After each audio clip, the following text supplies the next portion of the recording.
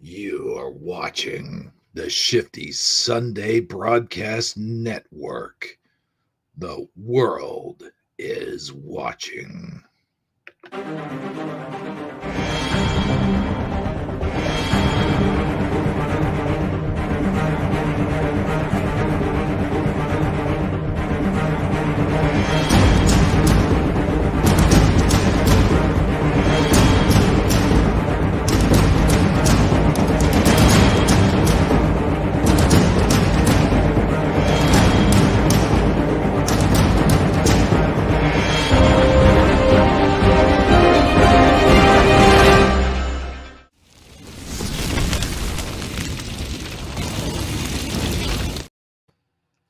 Hey everybody, welcome to Shifty Sunday. I'm your host with the most that likes what's that new stuff?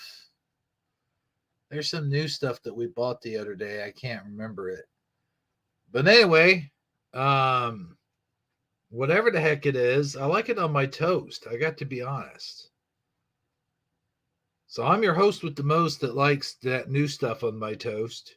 Hebro77 here, along with good old Amazon Lion.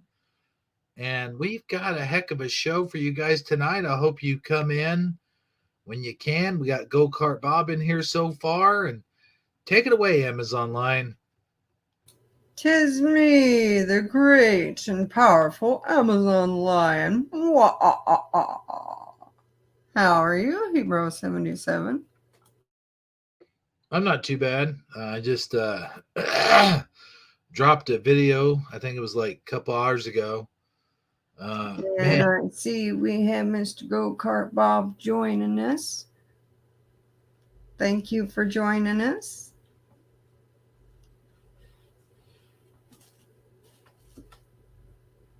Go ahead.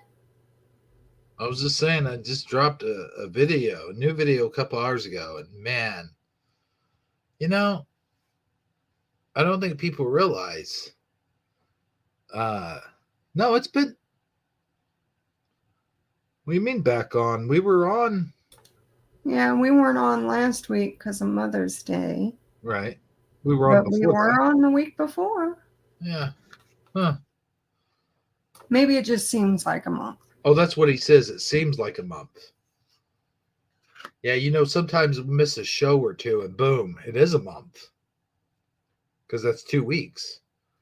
So a week, if you miss a week, then yeah, I could see how that could happen. But anyway, I dropped a video 2 hours ago. And I got to tell you, I don't think a lot of people realize for a 12-minute video, some of the videos, not all of them, but for a 12-minute video, it takes me nearly a day and a half by the time I do all the downloading, and then do all the editing, and do all the re-editing. I'm just saying, man, it's painstaking work, man. Yeah, it seems that way. Seems like you're feeling it. But, it's worth it when you get certain comments. Like Go Kart Bob, he tends to watch a lot of them. He's got my back. He's got my support. And then like Go Kart Bob, Vilofire, she watches quite a bit of them too. It's just that I put so many out. I mean, I just looked at my channel today and I got 4K videos or something like that. It's a lot of videos. So it is kind of hard to catch up to all of them. Yeah, the golf video. I like your comments on that. That was awesome. And it helps too. It helps get the views when people comment and they do the thumbs up, the likes it gets, and the YouTube algorithm, and gets more people watching it. So I appreciate that.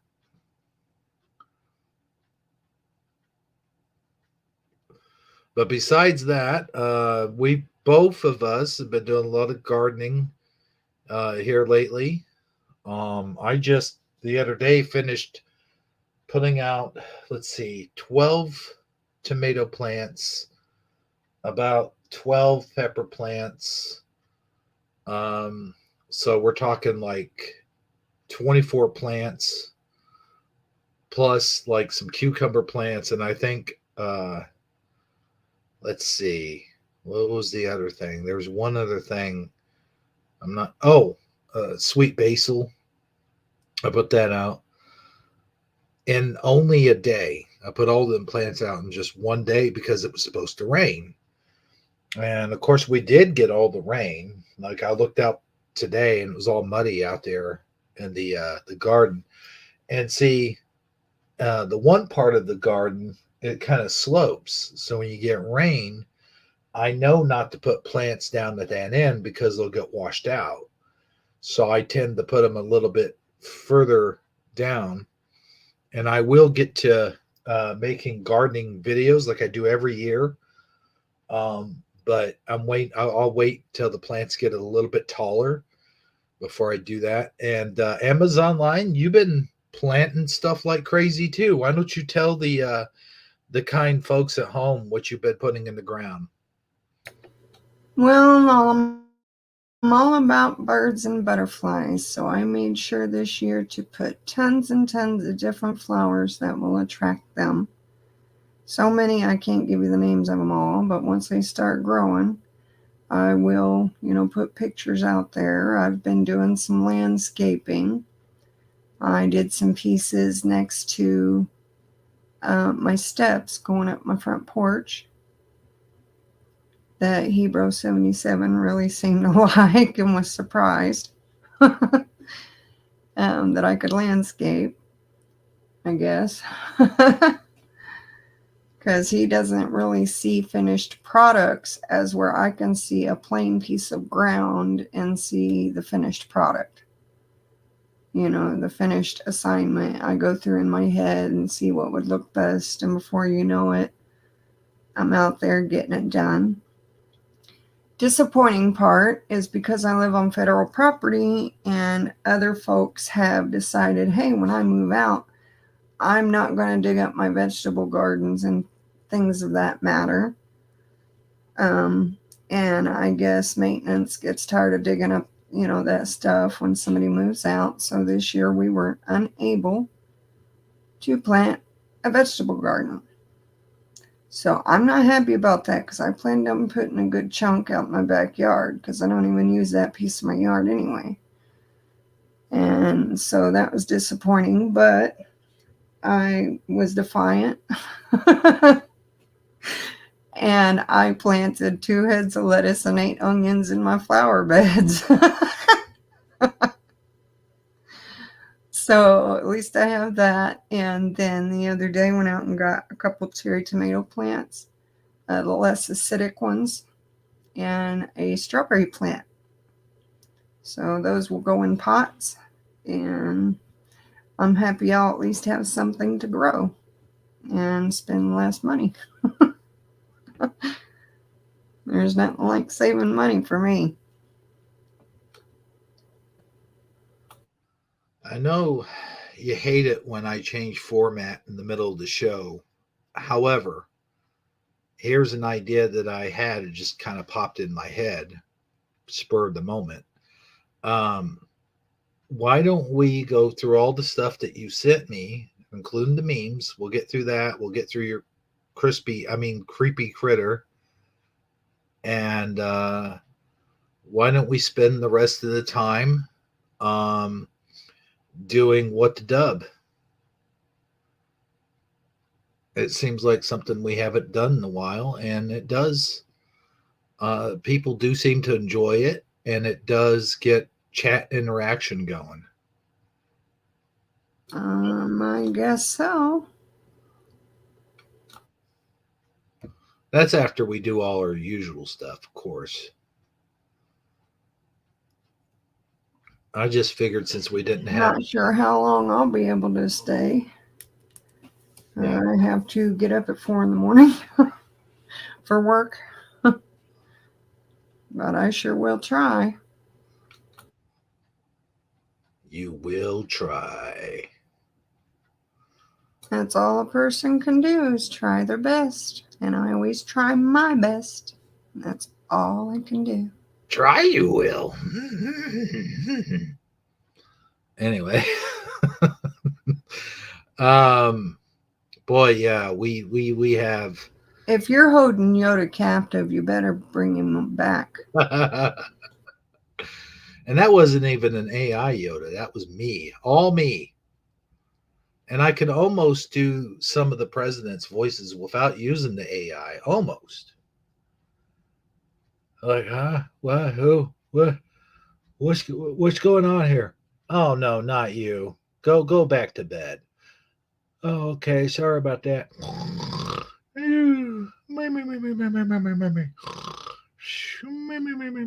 Okay, let's get him out of there. All right. So, anyway, if you guys like that one, let me know in the comments. If you didn't, then I got some work to do on it. I got to tell you. Well, that's AI too. Obama, Trump, they're all AI, and sometimes, as you may notice, that a lot of times they'll say things weird. The only one that I can really get to say the things that I want him to say is Donald Trump. Isn't that curious? He's the only AI voice that actually doesn't sound like AI most of the time. But if I tried, I'm sure I could probably work on my Obama. You just gotta say things kind of slow, almost like in a Kermit type way.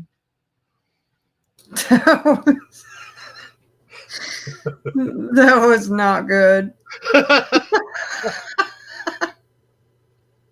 Yeah, that was a mixture of Obama sounding like Kermit. Definitely.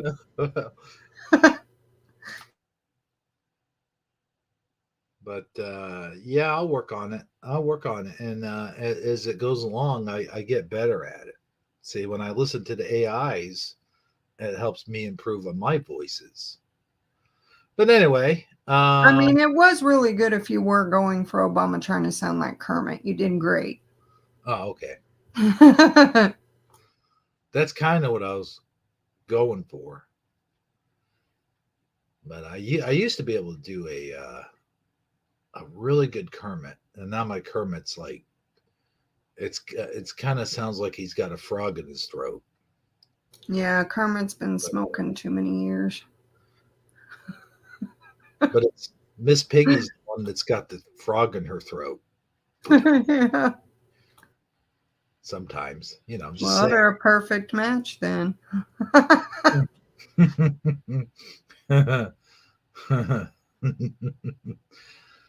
So, been catching certain shows lately, and I've noticed they've kind of been stealing from us a little bit.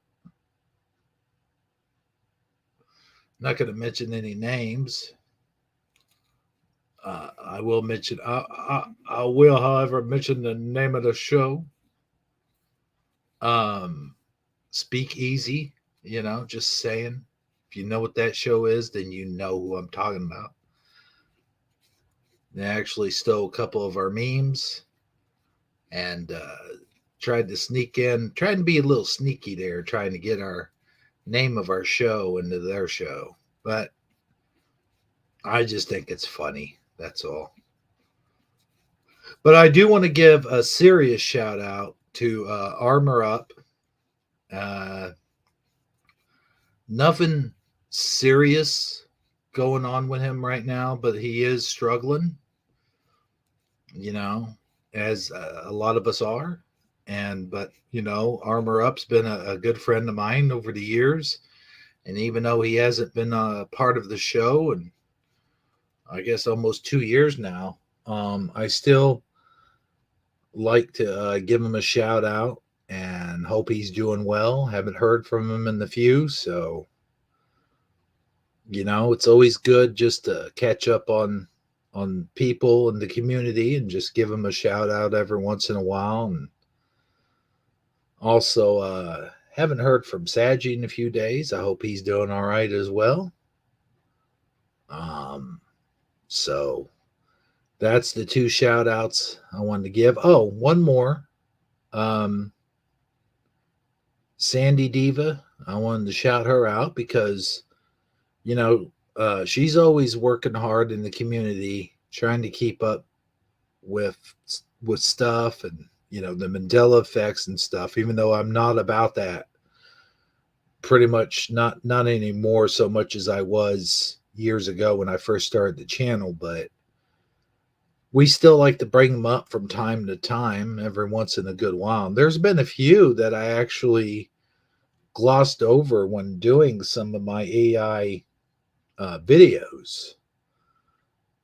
And when I come across them, I will eventually, when I come across one, what in the heck was that noise? I will eventually point it out and make a video of it. But right now, I've been so busy doing those other videos.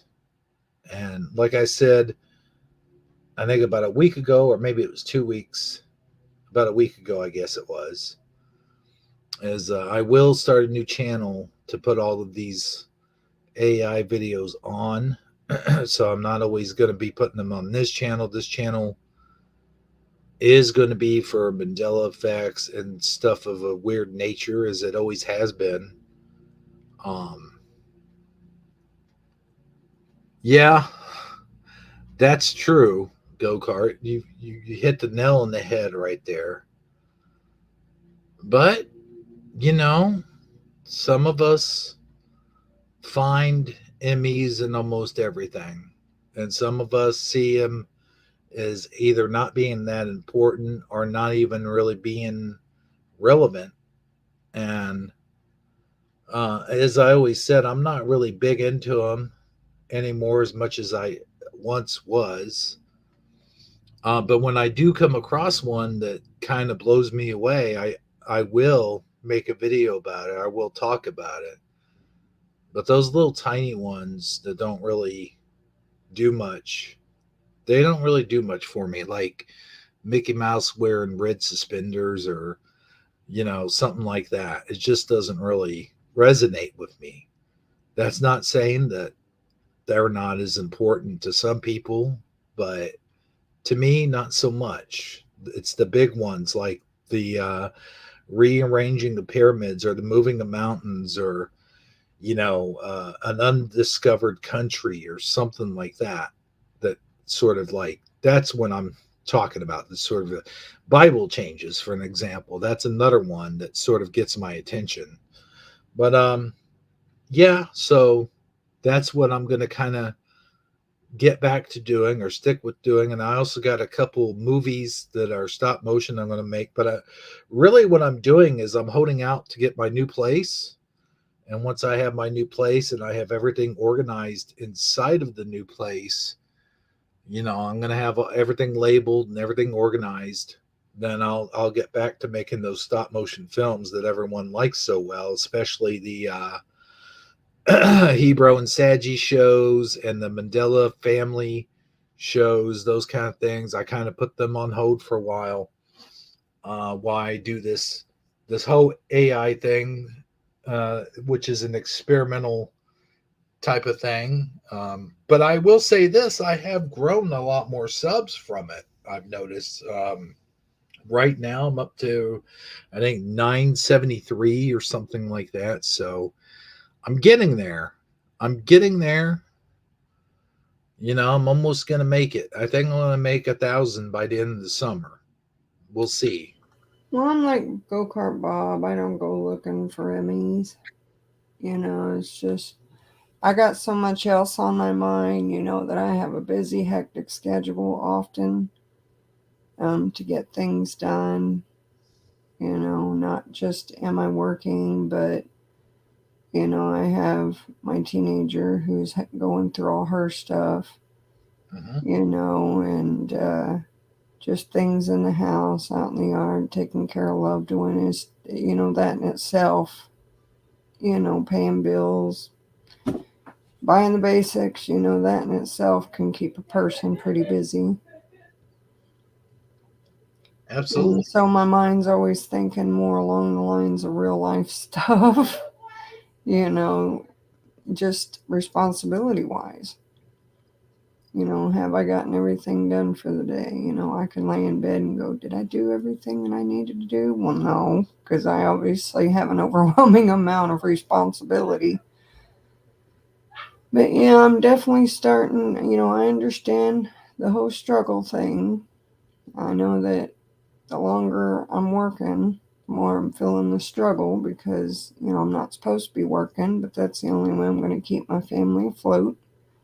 So I'm going to do what it takes, even if it kills me.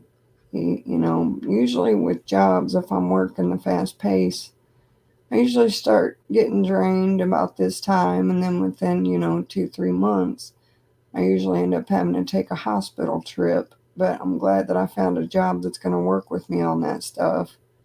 They work with the disabled, so that's a plus. And yeah, I'm still raising youngins. It's my fourth and my last. It's my baby. And she's in her teens and it's rough. But it's not my first rodeo, so and yeah, being almost a half a century old, man, still raising them, it could be pretty tiresome. But he'll be all right. A higher power, he gonna get me through.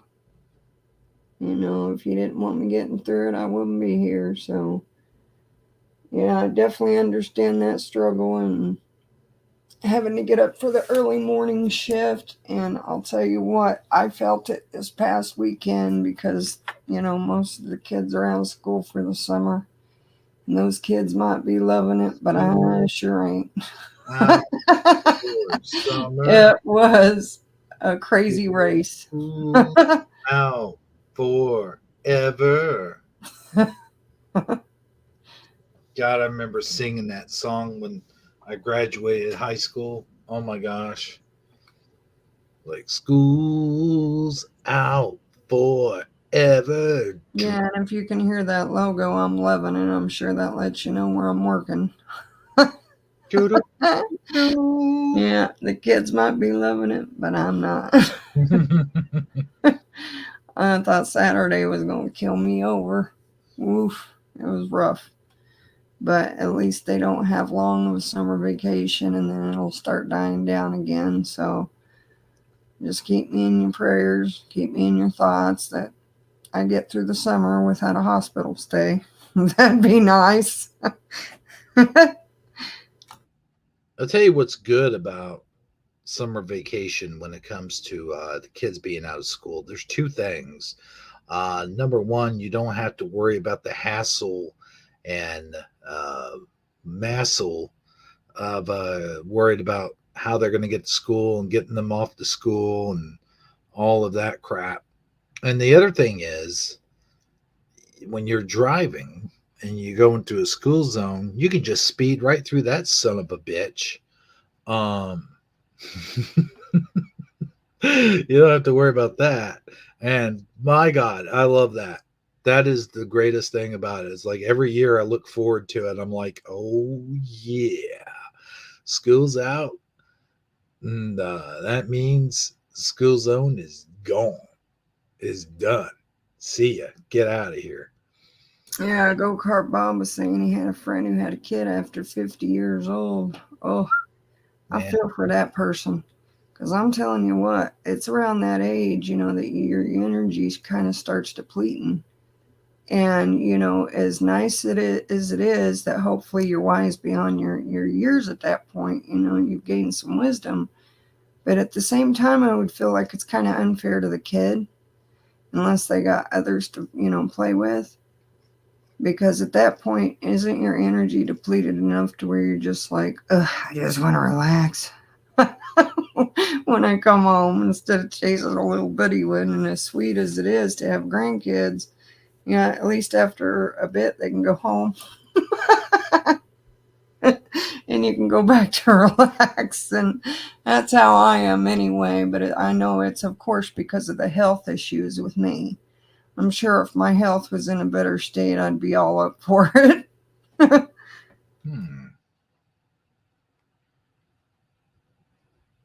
Whoa, what's this? Whoa, what does that do?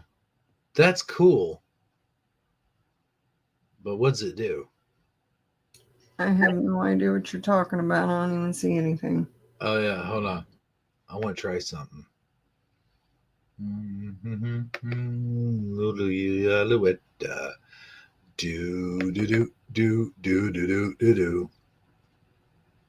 Yeah, I don't know what this does. I'm gonna find out, man.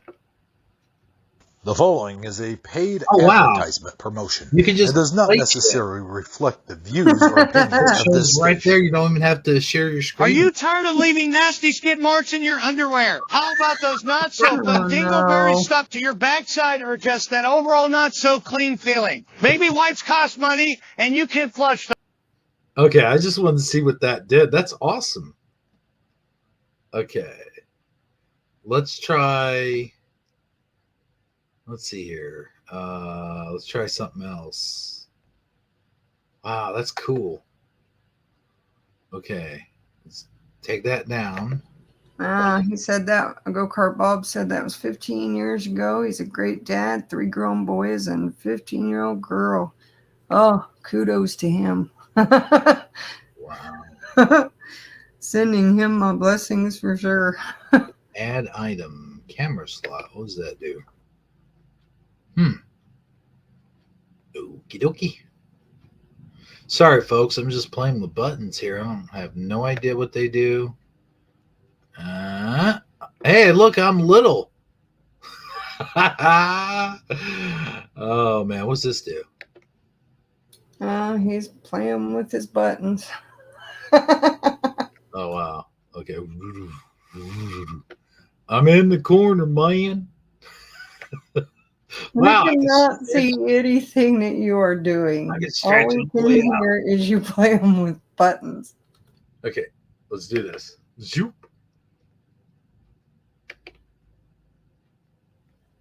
Okay, just trying this out. Oh my gosh, that's weird. Okay, I went back to normal. So now what do I do? Remove from studio. Okay, so instead of going to share screen, let's see. I wonder if I could do that again.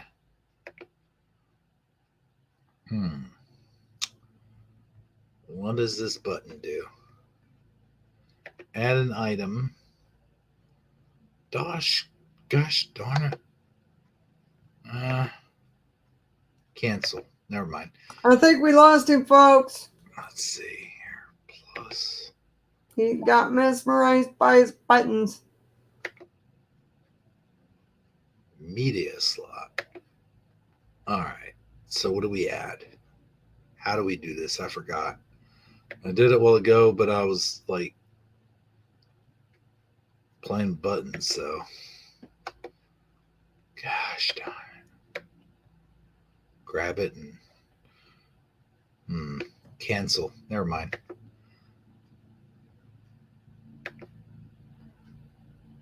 This card changes. Yes, okay. All right, we're back, folks. I'm sorry about that. I was trying to see if I could present something. Oh, that reminds me. By the way, let's make sure that our audio is working correctly. Let me do that by showing the YouTube video. Cancel that. Hold on. Let's get a YouTube video going. And we'll see if I can share my screen correctly. Let's see, what YouTube video are we going to show? Let's see.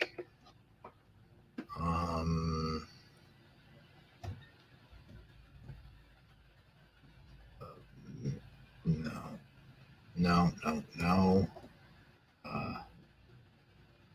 What's that one thing called? Oh, yeah.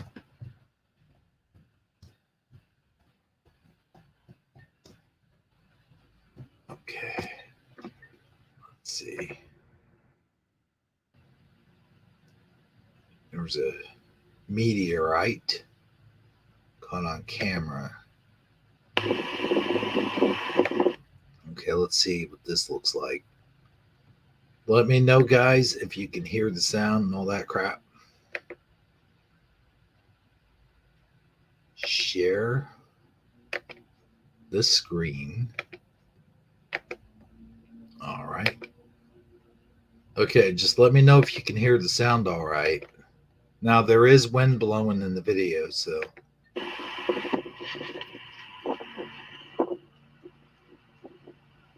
Look at that sky, by the way. Whoa.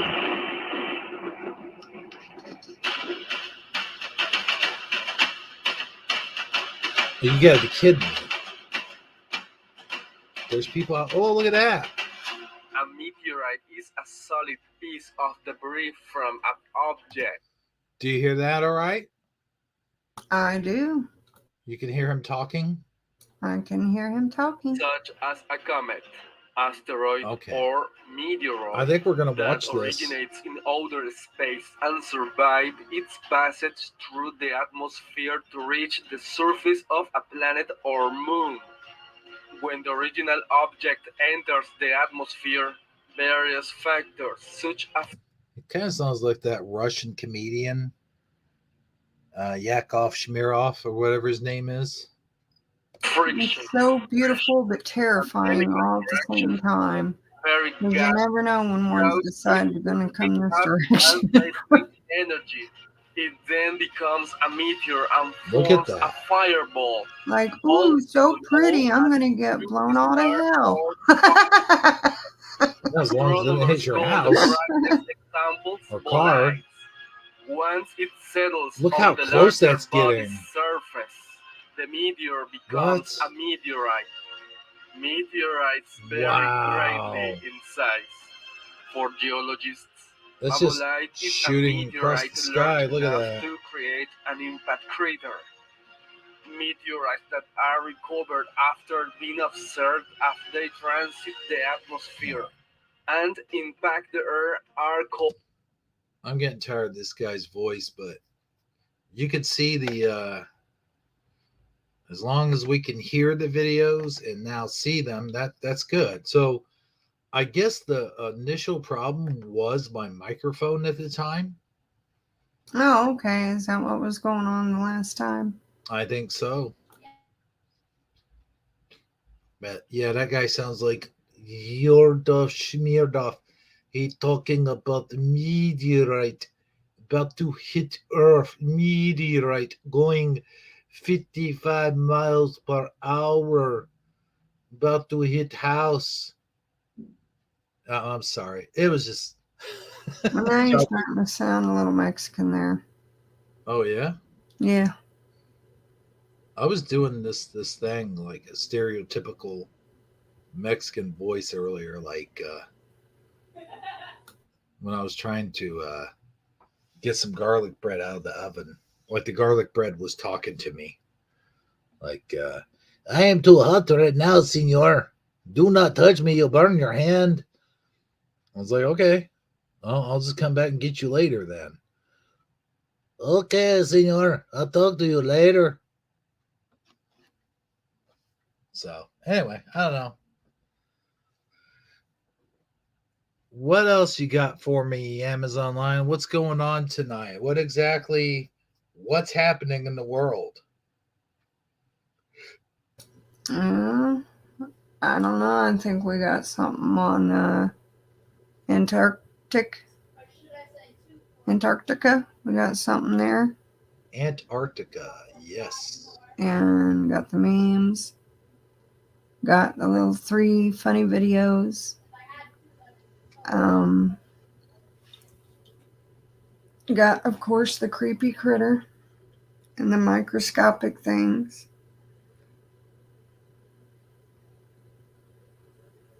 Mm-hmm. And I do believe that might be it. Let me look. Oh, yeah, and let's see.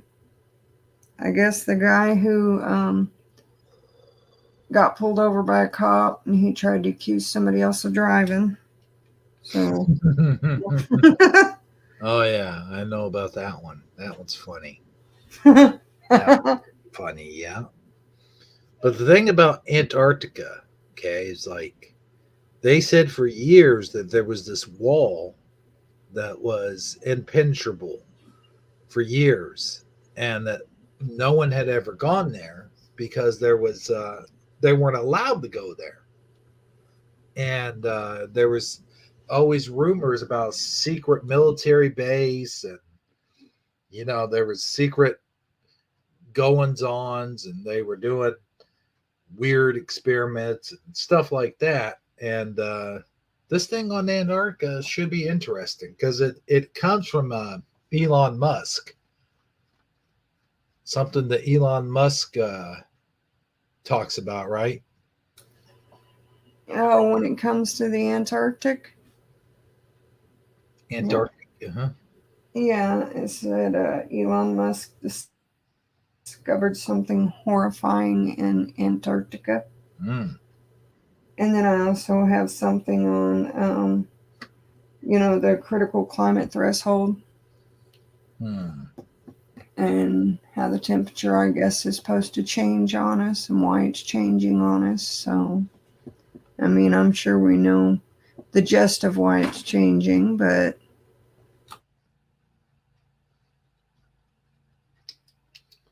But here's the thing. I got two things actually I do want to talk about before we get to that. And that is a very heavy topic, the Antarctica thing.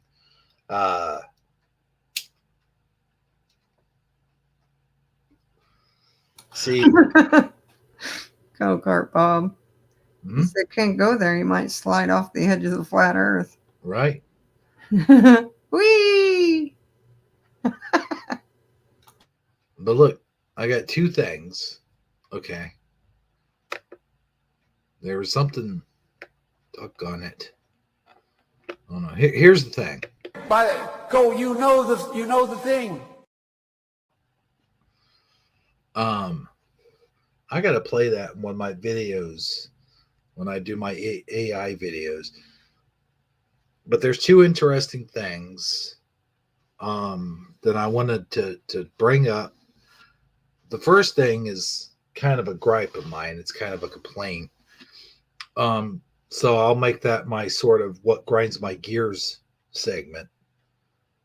But there was another thing I was going to talk about, and it kind of loses me at the moment. I don't know if it had to do with Elon Musk or.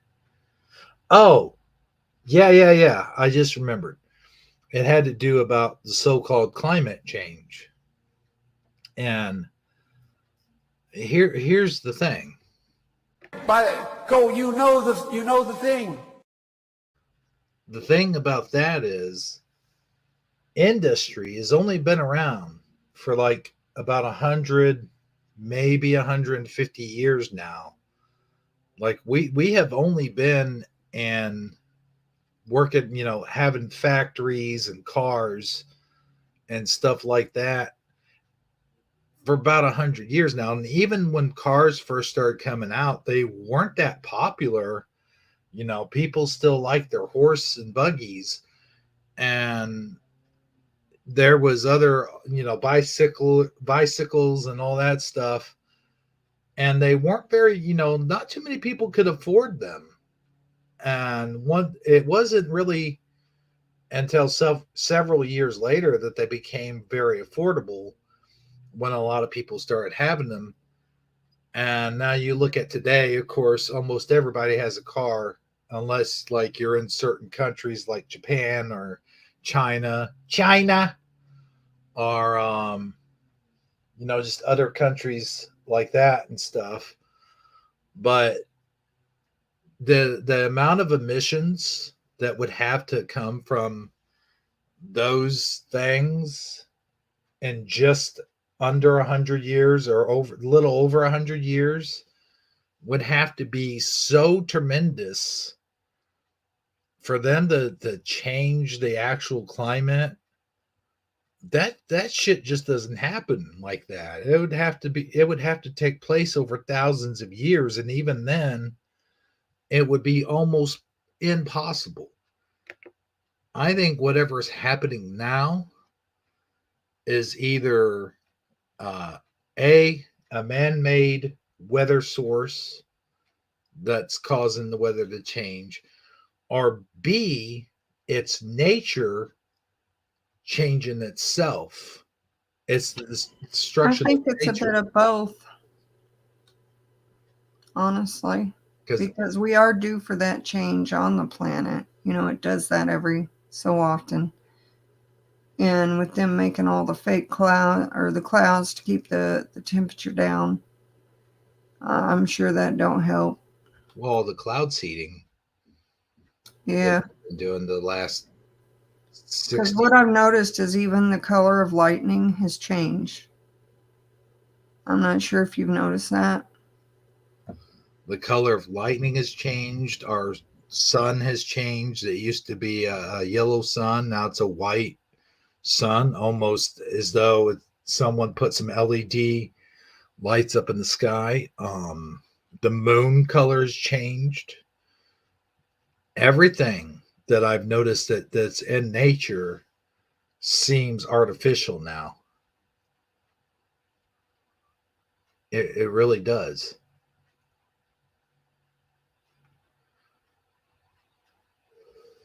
And as far as climate change goes, I don't think humans are responsible for any of that. I really don't.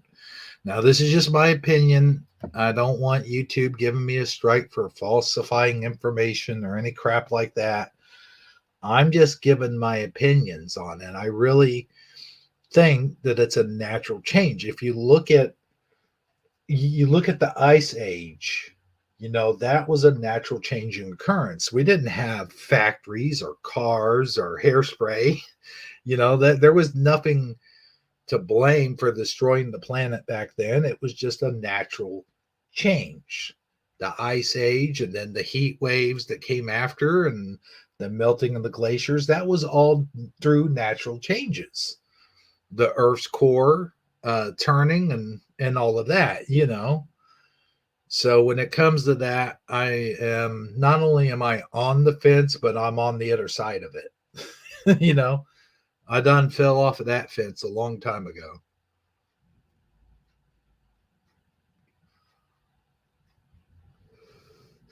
And also, how do they know how much the ozone layer has been damaged?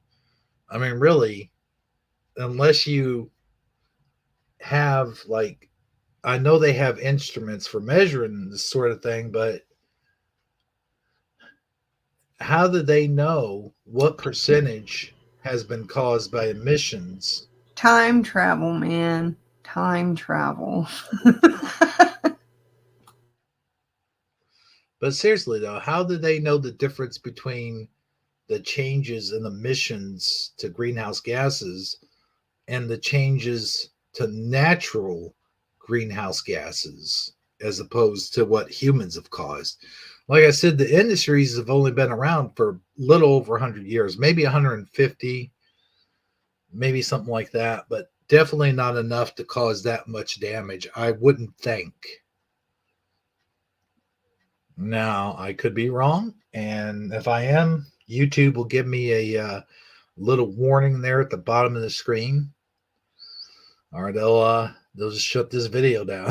I don't know, but anyway, enough of that topic. Now I'm going to go into a little segment called "What Grinds My Gears," and I was going to make this into a video. I was going to do like an AI thing with who was it? Ben Shapiro or somebody like that. But what really grinds my gears is why people don't return their shopping carts anymore.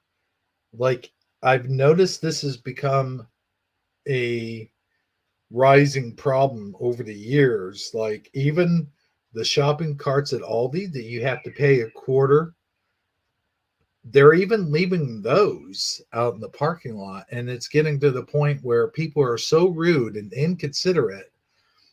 The other day, some guy, I was in the car, Amazon was out, and she was in the store, and I'm sitting there in the car and I'm laying back, I'm just trying to relax and whatnot. Hey, bone breaking action, what's up? And this dude takes his shopping cart and puts it right almost against the passenger door. And he gets in his truck and starts to take off. And I get out. Of course, I'm going to move the cart because it had to be moved anyway, or you wouldn't have been able to get in your door. Number one. Number two, what if that damn thing rolls into my car and scratches it? I mean, that's bullshit. You should have enough common sense. If you're not going to put it back in the cart caddy where they belong, you should at least have enough sense not to put it in the parking space or up against someone's car, and especially not while they're occupying the car. My guess is because I was leaned back, he probably didn't see me. But I got out, I grabbed it, gave him a dirty look, of course, naturally. That's what you should do. And and I put it back, and the whole time I was just staring him down, letting him know my disdain for what he did.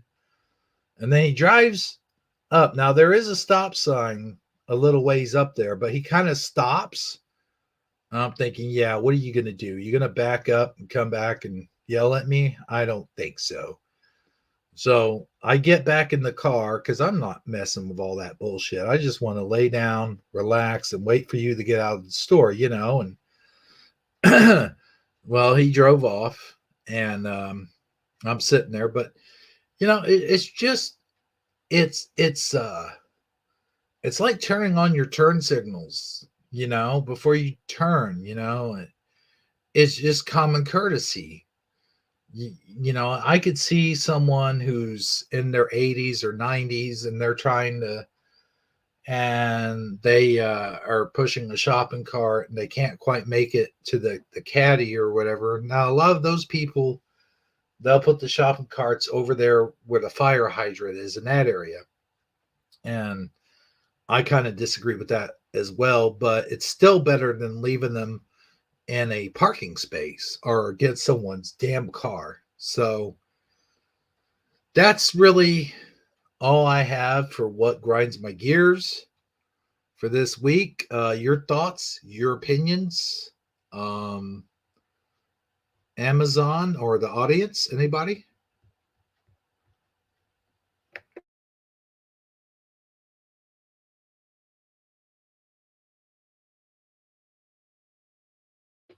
Well, that went dead.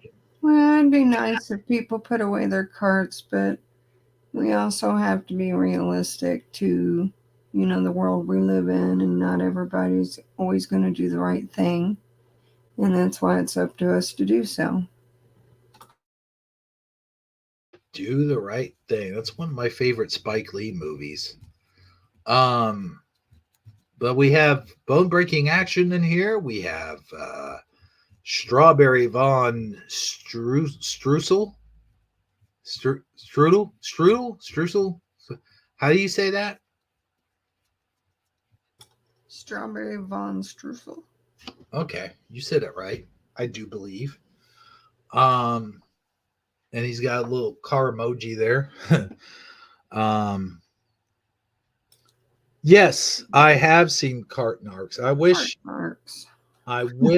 those guys were around this area. I tell you what, man, those guys are good.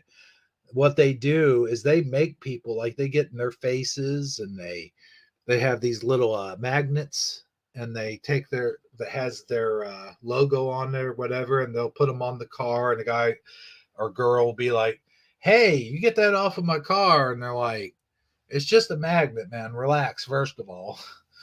So they'll take those, and they will get mad too. These people get mad. I mean, just I'm sure you would too. Hollering and screaming at these. Maybe I should call them up, send them a message. I'm talking about. I'd be on the sidelines watching, just laughing. I'm talking about people they confront. The people they confront get mad.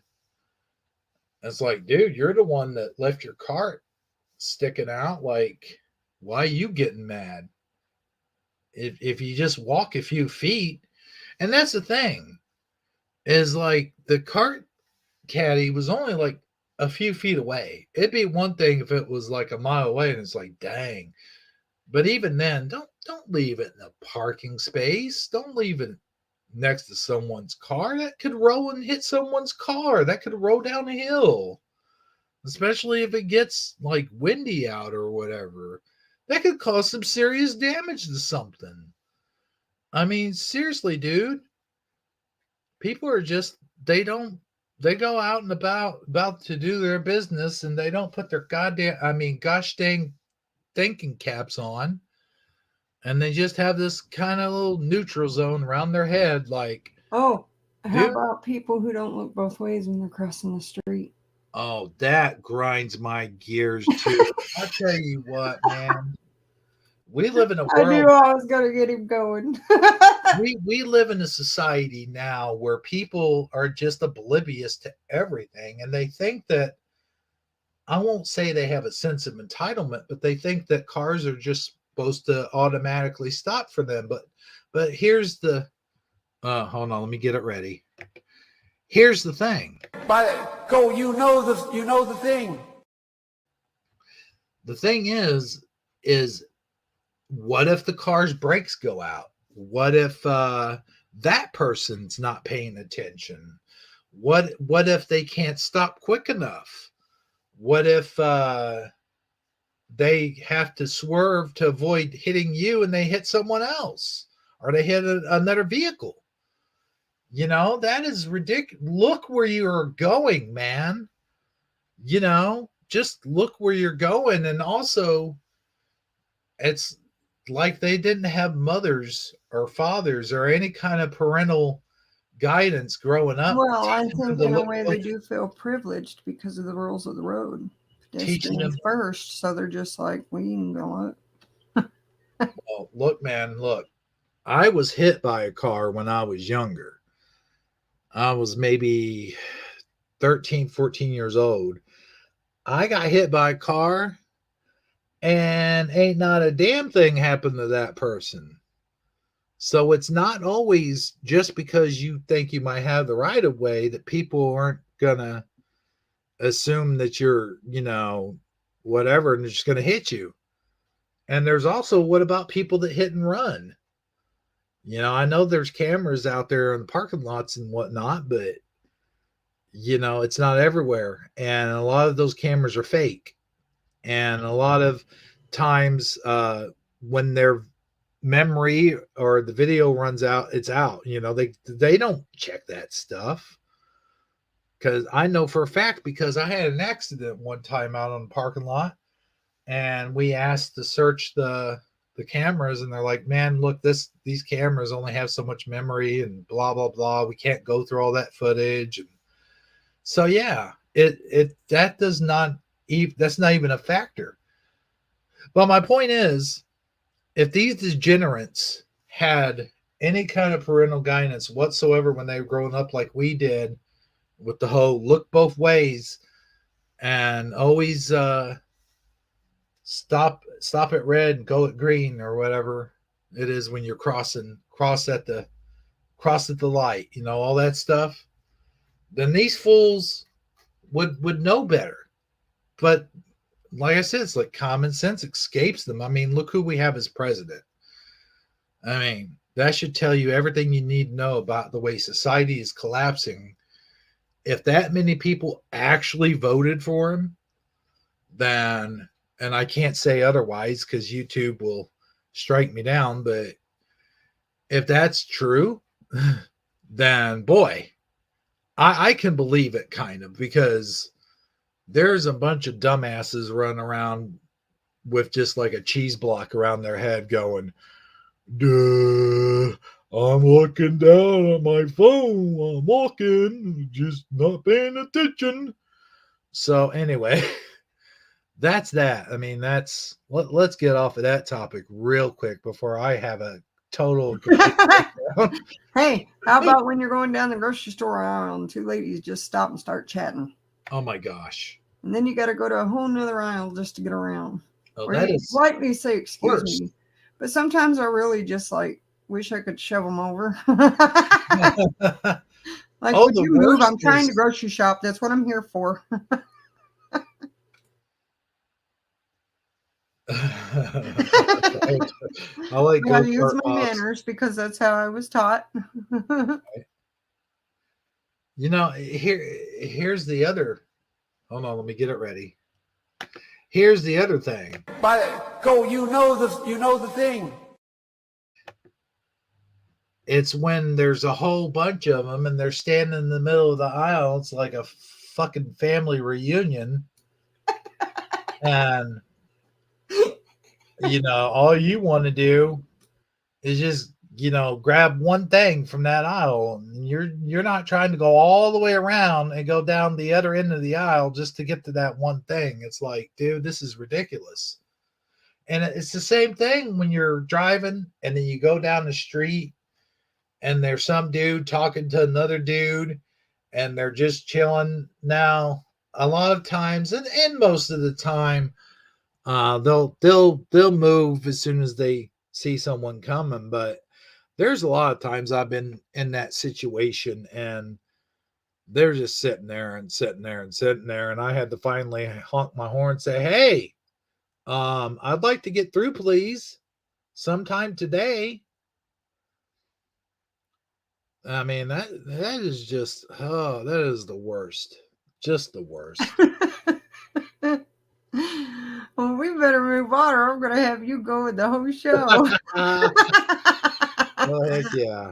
of things that grind your gears. There's a whole list There taller is. than There's you and this. I put together. Well, I used to do a segment on this show called "What Grinds My Gears." So I'd have a whole bunch of them, and a lot of them are traffic complaints. That's a lot of them. I'm sure this summer I'm going to have a lot of construction complaints.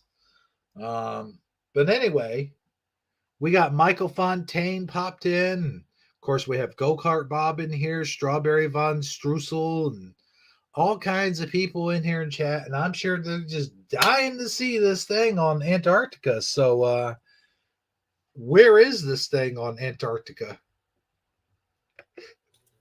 Well, let me look here on my phone and see where I put it at.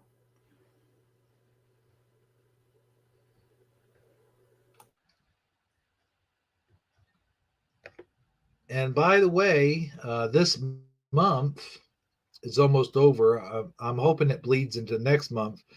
But I just paid for a full subscription to StreamYard. So you don't no longer see the duck. I could put anything up there as I want. And that's why I was playing with the buttons a while ago, because there are some new features. Wait, what the fuck was that? I saw like a message. Oh well.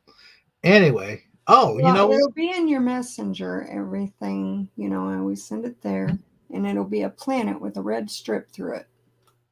Right. Ooh. And then if you go down right after that, that'll be the Antarctic one. Okay, this is the planet with the red strip in it. Now, no, that's the other topic. Oh. But this one is Elon Musk discovered something horrifying in Antarctica. That's not. I can't say what, Elon Musk says. I haven't even watched the video, but I found it interesting and thought I would share. And then I noticed that you had shared pretty much the same thing. Yeah. I was like, oh, okay. Well, here's the video. It's 13 minutes long. And you know what? To hell with it. We're going to watch the whole gosh dang video. Now, this comes from Elon Musk Confidential channel. Is that him? Is that his channel? That don't make sense. No, he would have a lot more subs than that. Come on. He would have like millions of subs if that were the case. We got what do we have here? 5.9K or 5.91K. No, there would be more than that. There would be here, let me read this, his introduction here. Here at Elon Musk Confidential channel, we transform the original content from shows, podcast. Oh, okay, I see. With Mr. Elon Musk to provide the viewers with a more impressive experience. We hope to educate as many people as possible through this channel.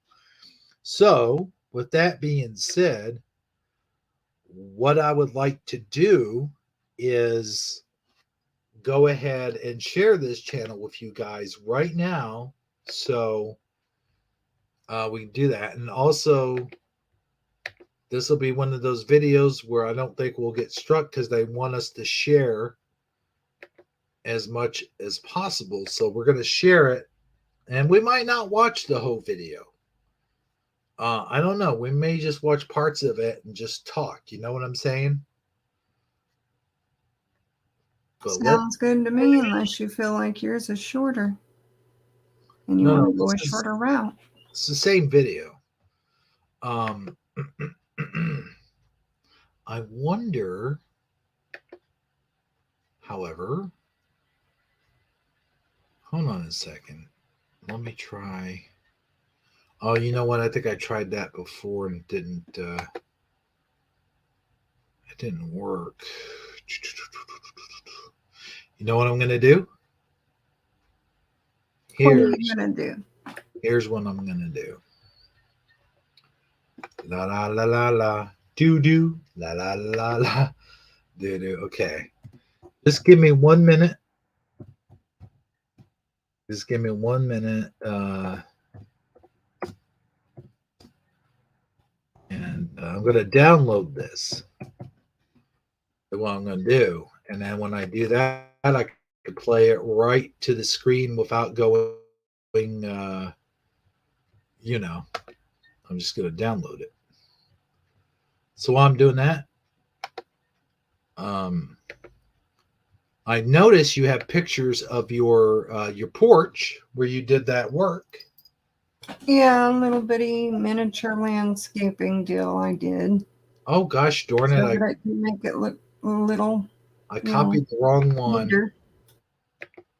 Hold on, I copied the wrong one. I didn't mean to do that. Oh, there, this one.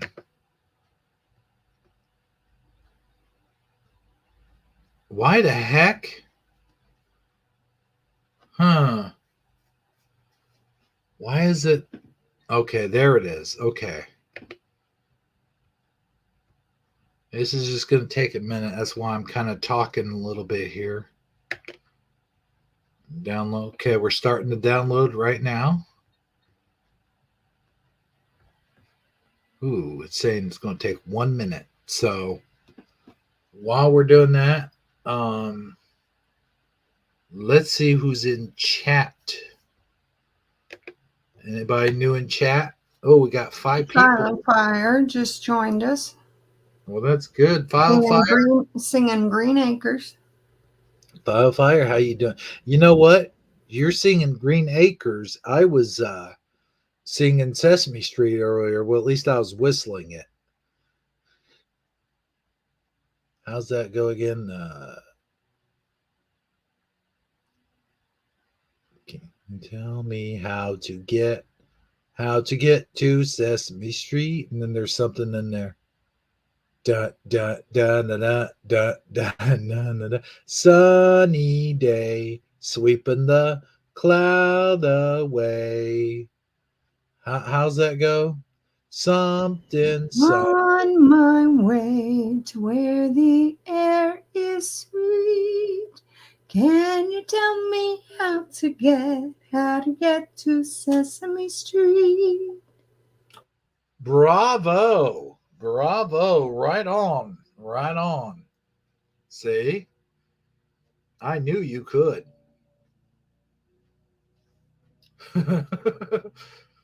But no one ever answers that question. Like, how do you get to Sesame Street? I don't know. Ask Oscar. Oscar would tell you just get the hell out of there. I could see Oscar being your roommate. Oh my gosh. Hell, there ain't gonna be no Oscar being my roommate. I'll tell you that right now. Okay, well, let's see if this works. I downloaded something. So now, going to... Yeah, you do what Fire says. Follow that bird. Oh, I love that movie. Where in the hell? Cancel. Cancel it all. Yeah, discard changes. All right, let's see. No. Again, people, I am playing with buttons. What's this button do? Let's see. No, how did I get it to upload a while ago? It did something. Whoa! We've lost him to the buttons again, folks. Oh, cancel. Okay. And if you follow the yellow bird road, you've ate too many mushrooms. Stop screen sharing. Okay, let's exit out of here. Oh gosh. See, you people can't see what I'm doing, but man, that was wicked crazy. All right. I'm trying to download. How do you do that? This is add item. Then it says media slot. This slot can display items from present menu such as slides, screen shares, and videos. A maximum of one per layout. Maybe that's what I did wrong. Okay, what's this say? Let's see. It won't let me click on it. That's weird.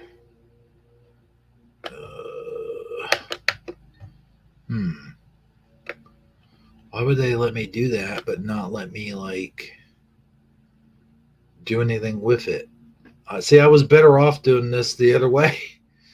No, Michael Fontaine. He says, follow that bird, 1986. And the girl that is in it is Luna on Big Comfy Couch. And I'll tell you what, I actually introduced my kids to the Big Comfy Couch. Okay. Because I thought that was just such a cool show. And I want that couch. Okay, here we go. Move up. And working on it. Okay, now we're talking. Meteorites have been a source of intrigue and wonder for centuries, but the search for these celestial objects has taken on a new level of excitement in recent years. Antarctica is a treasure trove of meteorites, with over 50,000 discovered there by international research teams. This frozen and isolated continent is so rich in meteorites because the objects are often exposed due to crevices in the ice, or to melting caused by natural changes in the ice sheet. The discovery of Allen Hills 84001, one of the most famous meteorites found in Antarctica, has generated a new level of interest in the search for extraterrestrial life. This meteorite, discovered in 1984, was interpreted by some researchers as evidence of ancient life on Mars, and sparked renewed interest in the search for life beyond our planet. But Antarctica is not just a treasure trove of meteorites, it's also home to a world of mysteries hidden beneath the ice. From ancient fossils and bizarre creatures to blood-red waterfalls and subterranean squid, this frozen continent holds secrets that have yet to be uncovered. With a climate too extreme for human habitation and an area roughly 1.5 times that of the United States, Antarctica remains one of the last uncharted territories on Earth. And now, with the recent ventures of Elon Musk and SpaceX, the search for answers about the history and composition of the solar system has taken on a new level of excitement and urgency. Who knows what secrets SpaceX and Musk may uncover in the depths of Antarctica and beyond? The mystery and wonder surrounding this remote and forbidding continent only serve to heighten the excitement of the search for meteorites and the answers they may hold about the history and composition of the solar system. SpaceX CEO Elon Musk company has been testing its Starlink satellite internet network at McMurdo Station, which the National Science Foundation funds.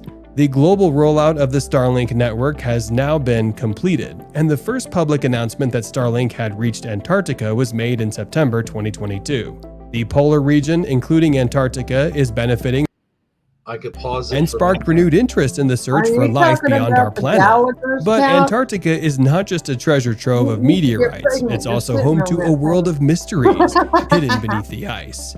From It doesn't ancient stay fossils cold. and bizarre creatures to blood-red waterfalls and subterranean squid, this frozen continent holds secrets that have yet to be uncovered. With a climate too extreme for human habitation and an area roughly 1.5 Wait, times did I that of the start it United over again or States, something? Antarctica remains one of the last uncharted territories on Earth. And now, with the recent ventures of Elon Musk and SpaceX, the search for answers Oh, I about think the I history started and it over. composition of the solar system has taken on a new level of Oh, excitement no. and urgency. Shit. Who knows what secrets SpaceX and Musk may uncover in the depths of Antarctica and beyond? The mystery and wonder surrounding this remote and forbidding continent only serve to heighten the excitement of the search for meteorites and the answers they may hold about the history and composition of the solar system. SpaceX CEO Elon Musk has taken an interest in Antarctica, and the company has been testing its Starlink satellite internet network at McMurdo Station, which the National Science Foundation funds.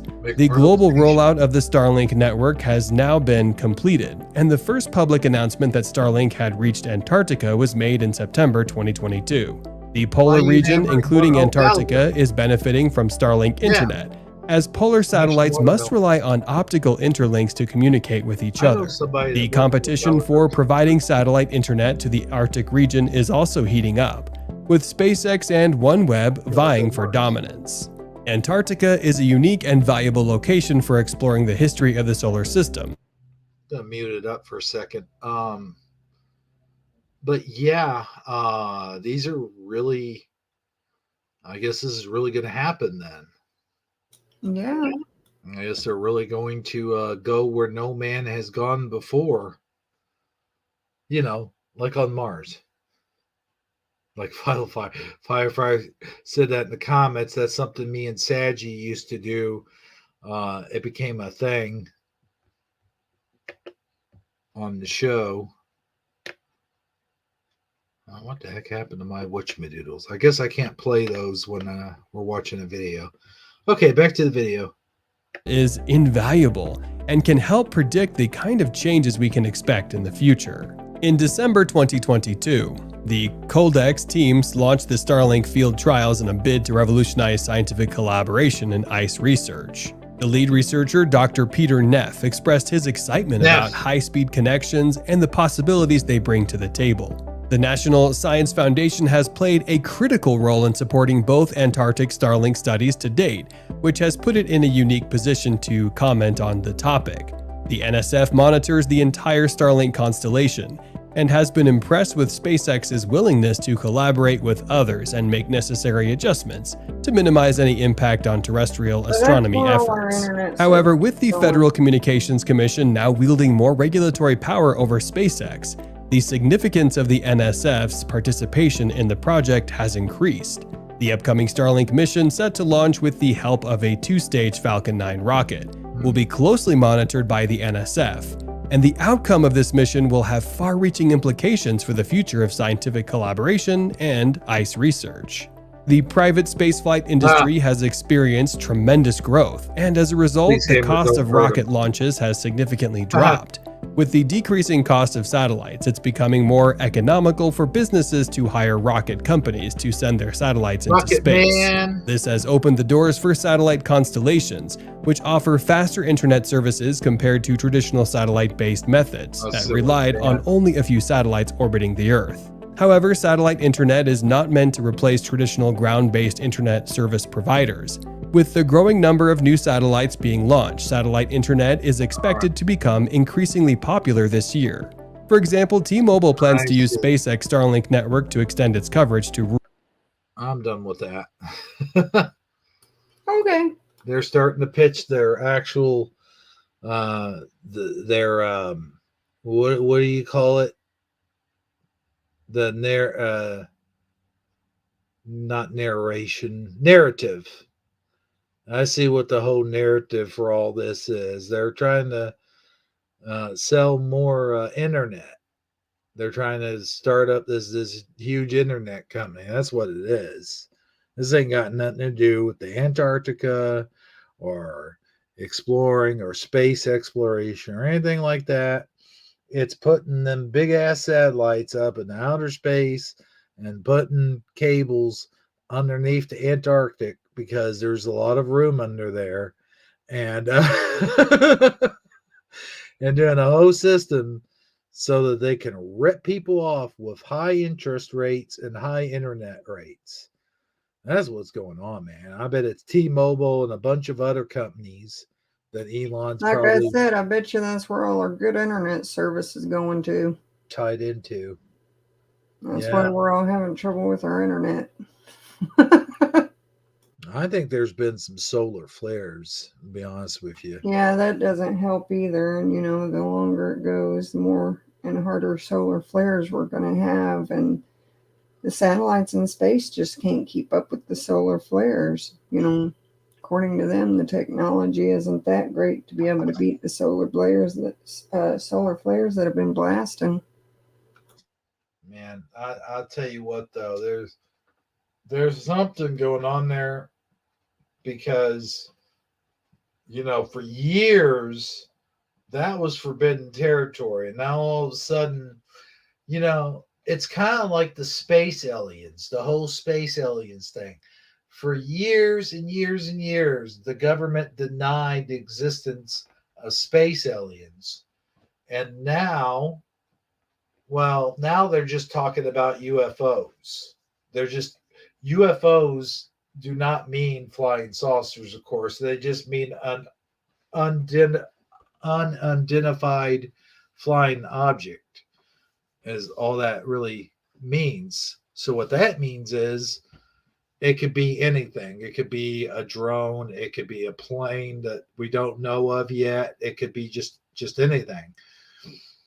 But to even say that they do exist, to even acknowledge their existence, that's kind of weird, man. All of a sudden, after all those decades of denying it and saying, well, it's weather balloons or it's gas, a ball of gas or something like that, and having secret organizations like the Men in Black to cover everything up and stuff like that. All of a sudden now they're saying, yeah, there's probably space aliens at Area 51. And here's the thing. Okay, here we go. I gotta do it again. I'm sorry. You know the thing. The thing is, Area 51 itself is like locked up tighter than Fort Knox. Like you can't just go drive up there to that air base and go, hey man, I want to see some aliens. Man, they're gonna kick your butt out of there quicker than Joe Biden falling down the stairs. It ain't Who says you'll make it out of there? Well, yeah, that too. You may not make it out of there alive, brother, because I'm going to tell you. So, what does that tell you? Not only, I understand there's a military base on there, but look, what other military base do you know of that's completely locked up like Area 51? There's definitely something there, because why are they locked up tighter than Fort Knox? That's my question. Yeah, and there in Antarctica, they are just growing massively. So, what have they found? 1 hour head start. Yes, sir, Mr. DD74. I gotta tell you, been a while.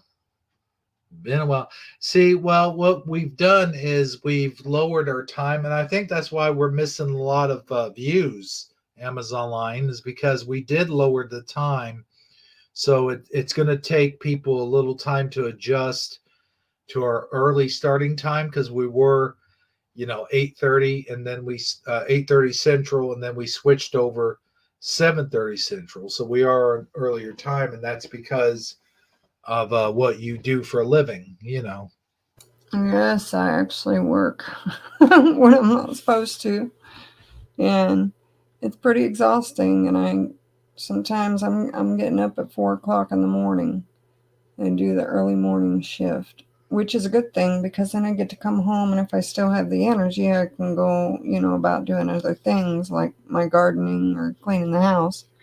Fun. But it has to be done. It's part of life. Yeah, it's part of life. I mean, sometimes. I got to do that job so that I can keep my family afloat. Don't matter where my health is sitting at. That's life. I mean, that's the way life is. I mean, you never know what you're going to get. You never know what you're going to find. Sometimes you might find yourself inside of a brand new car. Sometimes you might find yourself with a brand new bride.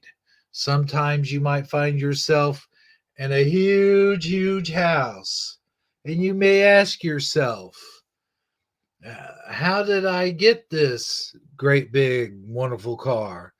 And you may ask yourself, where is my beautiful bride? And you may ask yourself, how did I get in this great big wonderful house? Well, as days go on, as they always do, and the days go on as they always will. I don't know. I've lost it. But life is like a box of Krispy Krinkles.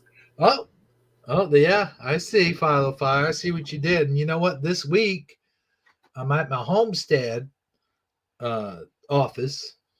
So guess what? I can actually do. Do you go kart, Bob? Okay, name that tune. What is Oh, dude. Oh, guys, I have got to show you this video. And I don't think I'll get in trouble or anything because it's a parody. And oh my god, this Talking Heads video. It's the Talking Heads video of the song I just sang, but it's got Donald Trump doing the dance. It is so hilarious. Let's see here if I can find it. Talking Heads spoof. Okay, you guys, this is great. Here it is. Okay. I'm going to download it and then I'm going to send it to you know who. Okay, you guys ready? I'm going to download it.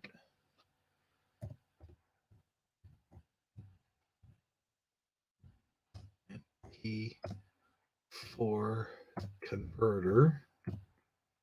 Okay.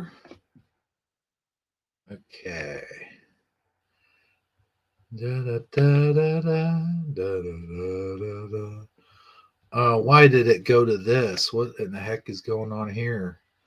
Okay, there we go. And pretty soon I'm going to make a Batman movie using the AI voices. Since we did the Antarctic, after you get done with that, would you like to go to the one about the temperature? Oh, I will. Definitely. Oh, yeah. But this, you guys are going to crack up. You see this? Oh, my gosh. I don't know if any of you have seen this or not. But yeah. Ooh. Remove from studio. Let's see here. Okay, how did I do this before? No, cancel. How you put the layouts on there? Consornate.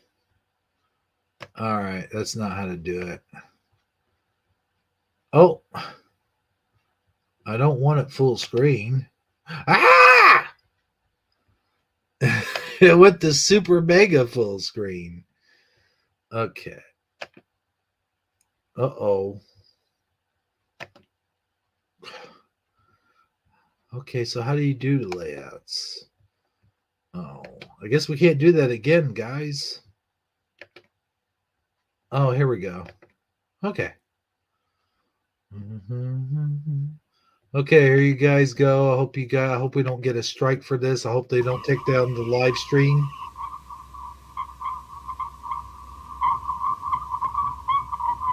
Ugh. Oops. Ah. There it is.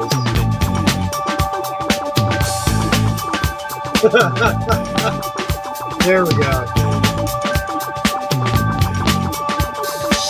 And you may find yourself living in a shotgun shack. And you may find yourself in another part of the world. And you may find yourself behind the wheel of a large automobile. And you may find yourself in a beautiful house with a beautiful wife. And you know, you may say to yourself, well, how did I get here?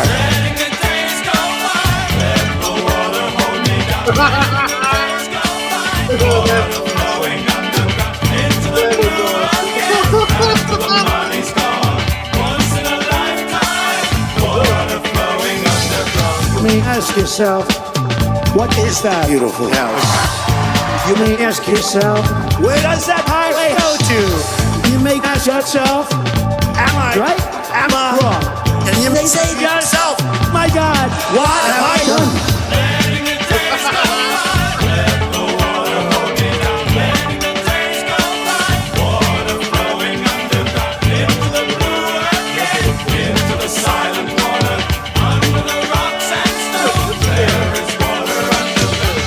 Same as it ever was. Same as it ever was. Same as it ever was.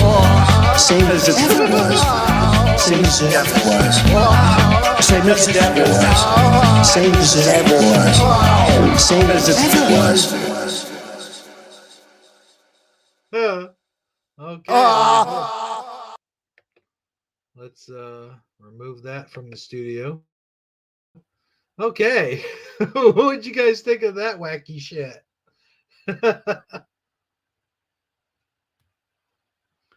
T-Man needs a bigger suit, yeah?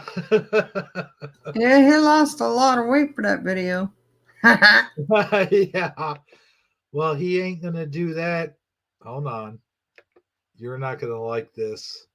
He's not going to do that if he keeps eating a cheeseburger on top of a cheeseburger, in between a cheeseburger, underneath a double cheeseburger, with extra cheese on top of that cheeseburger, on top of a cheeseburger, underneath a cheeseburger, in between the cheeseburgers, in between a Big Mac, which is on top of a cheeseburger, with extra pickles, lettuce, ketchup, tomatoes, onions, and all of that. Now, is he? I guess not. Some of you that saw my AI videos, you know what I'm talking about. Hey, happy birthday, Mr. Bear Lamb. I'm glad to know it is your birthday, sir. And looks like our studio is being weird because I can't see the top part of my head. Can you see the top part of your head? Yes. It's fine. Oh, what happened? Oh, well, now I'm on top of your head. There we go. All right. So we have another story. Man, that song's in my And head. happy birthday, Beer Lamb. So we have a story that follows the Antarctica story. Is there a piece of paper on the floor? That's weird. Oh my God, Beavis, don't look at me that way. Okay. Let's get to it. Where is it? Tell me. Tell me now. I want to know now. It would be before the Antarctic. You need to answer some questions. In your messenger. Put that cookie down.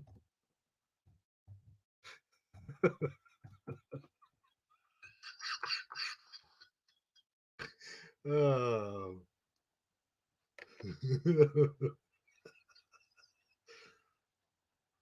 It's not a tumor. But it's in your messenger. Okay.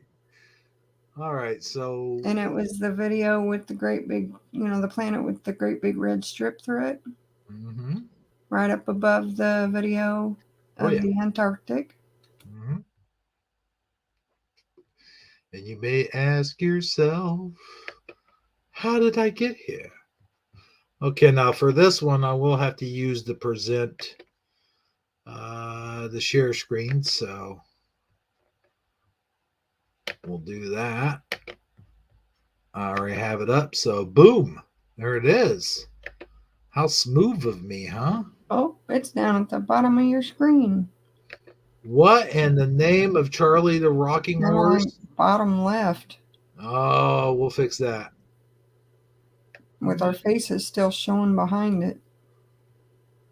No.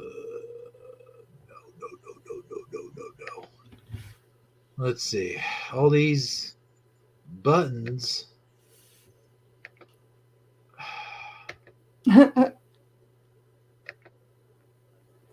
There we go. That's better. Oh, much better.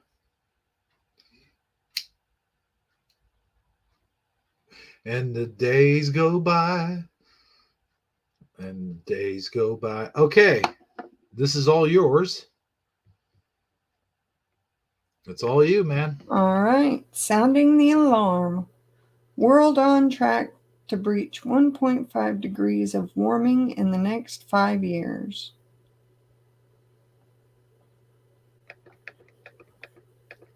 Look at that. That's the planet Earth, man. I'm not going to say what that looks like, but look at it.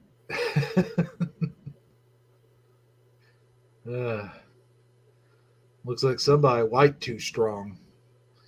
Anyway. Okay. How did it jump from a local news station to CNN? The CNN, they probably got it from them. Yeah, Sure. probably. Uh-huh.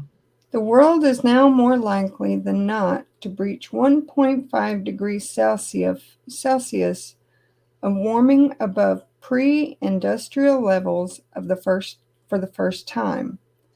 A critical global temperature limit, according to the World Meteorologist Organization, thanks to a combination of heat-trapping gases from fossil fuel and a looming El Niño, reaching 1.5 degrees may only be temporary. The WMO said, but it would mean the world has crossed a critical climate threshold, a signal of how quickly climate change is accelerating.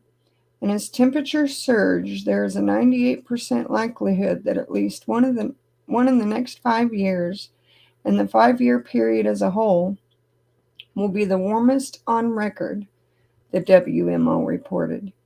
Countries pledged in the Paris Climate Agreement to limit global warming to well below 2 degrees, and preferably to 1.5 degrees compared to pre-industrial temperatures. Scientists consider 1.5 degrees of warming as a key tipping point beyond which the chances of extreme flooding, drought, fires, and food shortages could increase dramatically.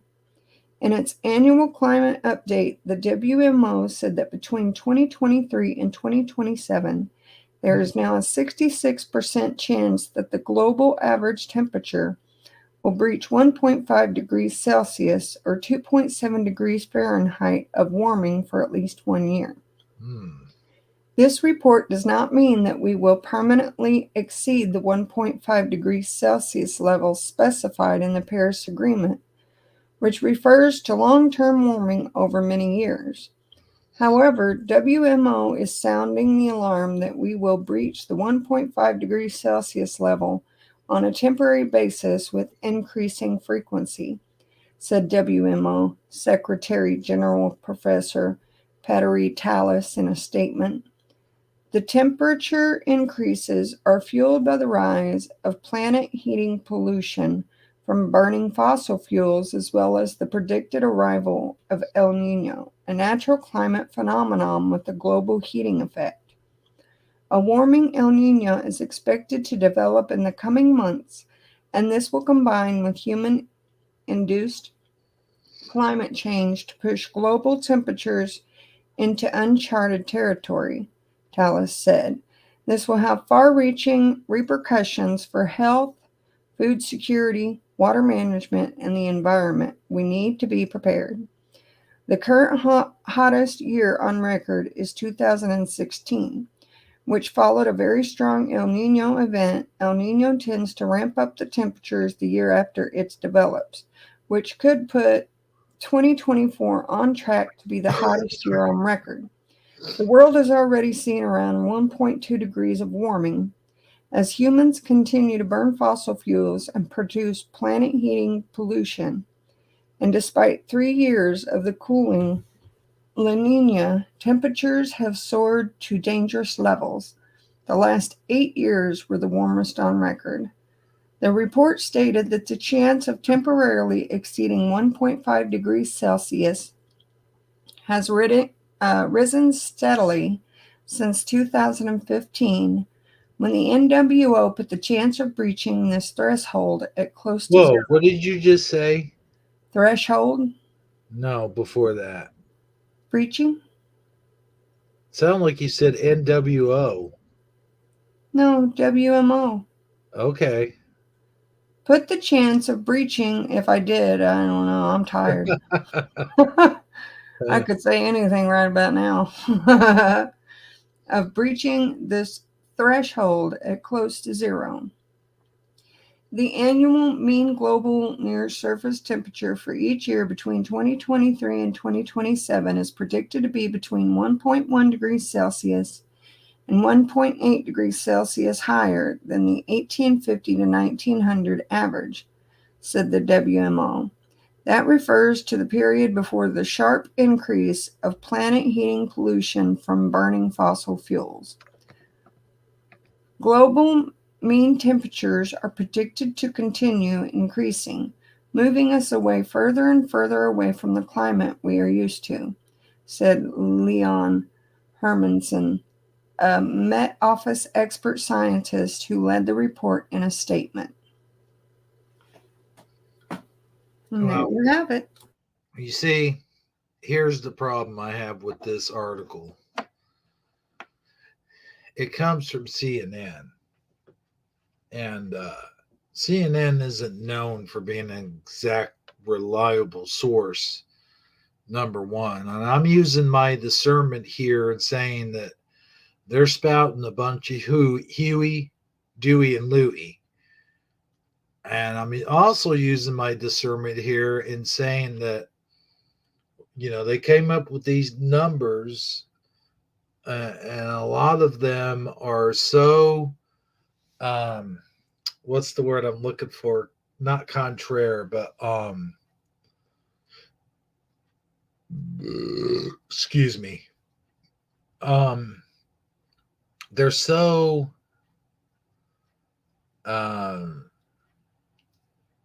minuscule. I guess that's the word I'm looking for. They're so minuscule that how do you even come up with 1.1 or 1.2? I mean, it fluctuates throughout the decades, first of all. And as the article even says, they've had these events before. So to me, it's saying we're saying something without actually saying something. You know what I mean? Like they're using this is sort of like scaremongering. As an excuse. Scaremongering. To do something more. Oh, yeah. That's where my discernment kicks in. It's like you read this and then you realize, the source where it came from and all the stuff they're saying, like, oh, we're going to try to stop. How do you stop heat that's coming from the core of the earth? That is ridiculous statement to say that, as I mentioned earlier, talking about pollution and all that crap and greenhouse gases, like I said earlier, we've only had industrial things in just about 100 years or so. there's no way that 100 years can cause that kind of catastrophic damage. And as far as plastic goes, plastic it takes a long time to break down, but plastic does not destroy anything. What not as much as what they're saying. Now I can understand like throwing out those little plastic rings into the ocean. No, we shouldn't do that, but because that can actually be hazardous to the animals. But as far as plastic being on the ground or disposing of plastics, and in fact, I read an article not too long ago that dealt with this very kind of situation. It was I forget. Let me see if I can. It dealt with the greenhouse gases and whatnot, the exposure to. Let's see. Oh, it's saying how we're wasting our time recycling. And it was saying how the percentage of what's happening is so low that it couldn't possibly equal to the amount of destruction they're talking about when they talk about, plastic or aluminum cans. Now, aluminum cans, something about aluminum cans is I used to recycle them. I used to go and get my money's worth. Like I'd get like 4 or 5 bags full of cans and go down, get about $20, maybe $30 sometimes. But now the cost of aluminum is so low right now. Like they're getting snowballed out of the aluminum industry. It's not even worth saving the cans anymore. You just throw them away, and let bygones be bygones. When they take it down to the dump and they crush it into mush and it just stays in the ground, so what?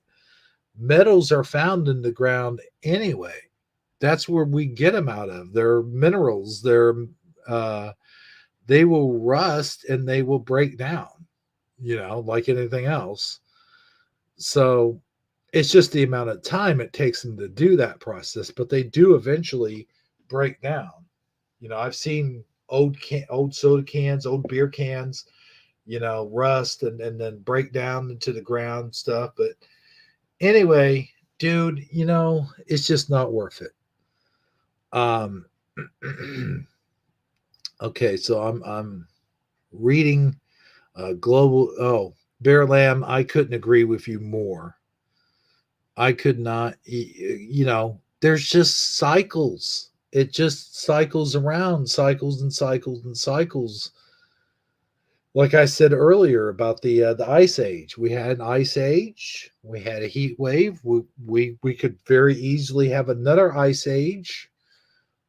Who's to say? But it just is the cycle of the weather. That's all it really boils down to. But anyway, I digress. I went on a long sort of tangent there. And I'll throw it back to you, Amazon Line. What you went on a tangent? Yeah, I went on a bit of a no tangent. No way. Yeah. You know what I should do while we're talking?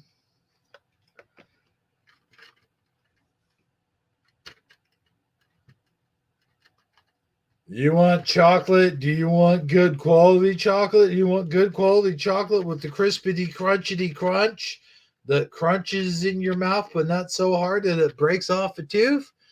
Well, then if the answer is yes to this, and also chocolate candies that remind you of Christmas all year long. That's right, it can be Christmas all year long with Crispy Kringles. Crispy Kringles are chocolatey, crunchity, crispity. So spend the holidays with Crispy Kringles and summertime too. Crispy Kringles. There you go. Oh, I forgot to say double the crisp.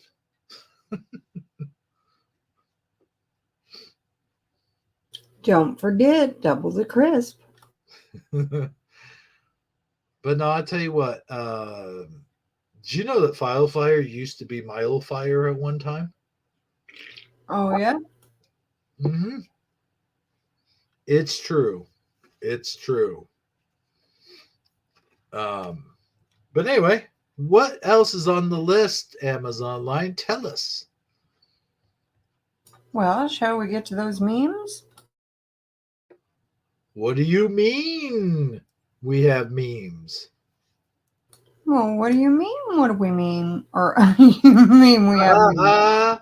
I knew I'd trip you up someday. Oh my gosh, yeah, especially tonight. I'm so Yeah. ready for bed. Oh man, for real though. Okay, let's go to the memes. But first, of course, as always, we must roll that beautiful meme music. Let's see, what are we feeling like tonight? Ooh, I like that. Let's turn it up, man. Oh yeah, dig that jam. I feel like you're about to sing me a love song or something. Nope. No, yeah. I'm not, but the music's putting it. Bow, chicka, wow, wow.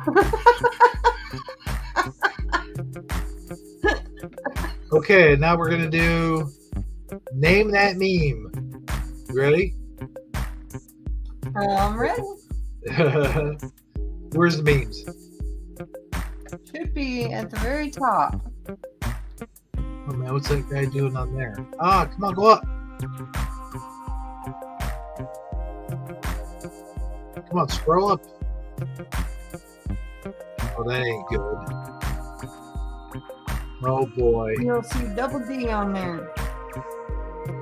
Come on, memes on here. Oh my god, what the hell?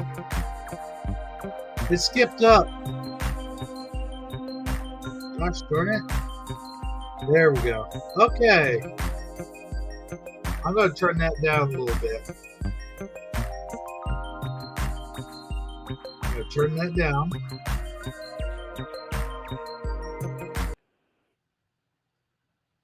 Oh. I'm going to turn it down just a little bit. Okay. Okay, here's the first meme of tonight. Oh, why is it at the bottom? There we go. There we go. Now this is me. Every morning. Trying to get out of bed. It's time for a physical challenge. Double Dare. Anybody out there remember Double Dare? It was a show that we had all back when we were, about teenagers, I guess. Yeah, this guy here is a germaphobe. Mark Summers. Did you know that? Yeah, he was on the wrong show then. No, I know. Just think about it. I imagine in his mind he was probably cringing the whole time. He was watching the physical challenges. Bring the slime. Hey, another show I remember there being a lot of slime is You Can't Do That on Television, which was kind of a ripoff of Laugh-In. But You Can't Do That on Television shot off the career of Alanis Morissette. I don't know if you knew that. No. Yeah, and it was the very first start of all of the sketch comedy, Nickelodeon style type things. Like you had that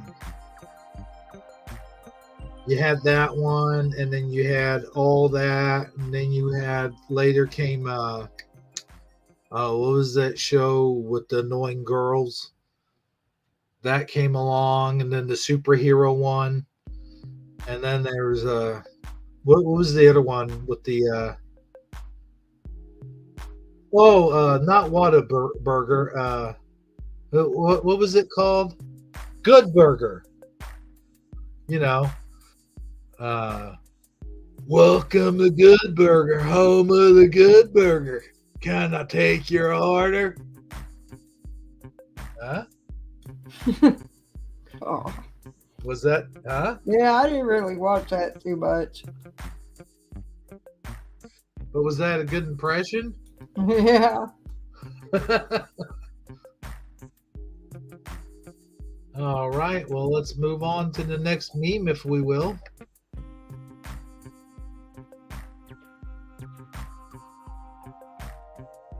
I'll let you read this one. I'm sorry, Emily, but you knew the responsibilities of dog ownership when we brought Clifford home. The darker side of children's books. All right. Oh, wow. Look how gigantic that rake is. I know. How's she even gonna hold that shit? I don't know. Literally. Yeah. Need a bulldozer. I was getting ready to say that. You need a bulldozer to lift it, or yeah. Or what do they call those things that dig into the ground? Not a backhoe. Yeah. You need a backhoe.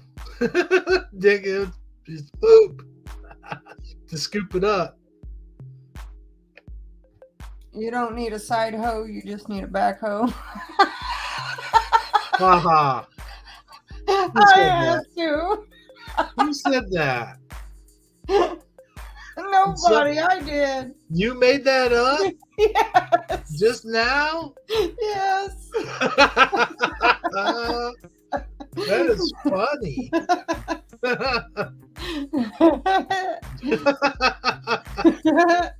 Hey, this is the spiders that live in my house. Yeah. I thought I told you to straighten up your room.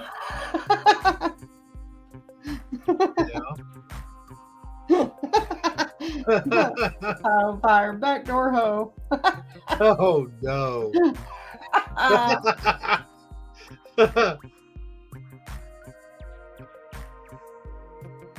Me, I got bitten on my walk by a Great Dane. Her, my God, imagine if it had been a small child. Me, I could have fought off a small child, Alice.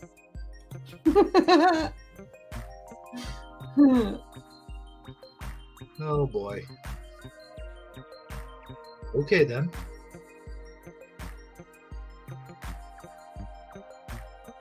We can remove it, but it'll cost a fortune. Haha. That's a dad joke if I've ever I seen know. That's what makes it so funny. it. Hey, but it's true. Yeah. Don't act like you never waddled across the house to get a new roll of toilet paper with your pants around your ankles. Oh hell. I ain't saying I haven't. I ain't saying I had either. Oh man. And you gotta squeeze your cheeks too. Yeah. So it don't get all mushed up. Make sure nothing falls out onto the floor. Oh, Use them butt muzzles. yeah.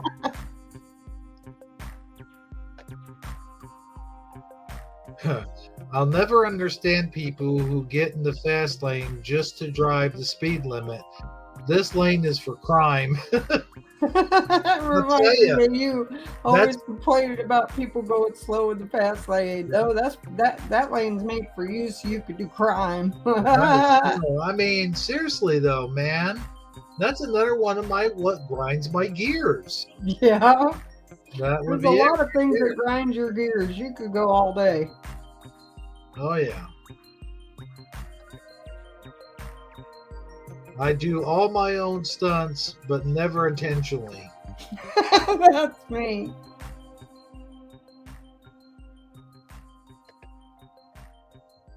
Me. Y'all kids today spend too much time on devices. Me in 1987 spending 3 days trying to make this jump. Yes, tell me that is not true. Oh, that's my room right there. But I don't think we had chairs like that. No, he's got him a fancy chair. Yeah. Didn't we have to sit on the floor?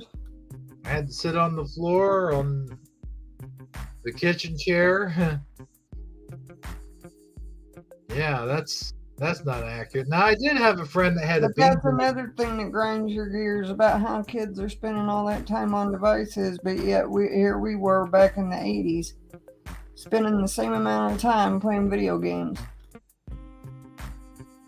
I mean, a lot of kids, not me, but a lot of kids. But I did have a friend that had a beanbag chair in this bedroom, and every time I come over, I get in that beanbag chair, and I felt like I was just like, what's that purple guy, Grimace?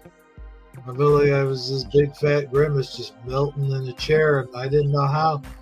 Now back then I could get out of the chair, but today I'd be struggling like Joe Biden struggles with stairs.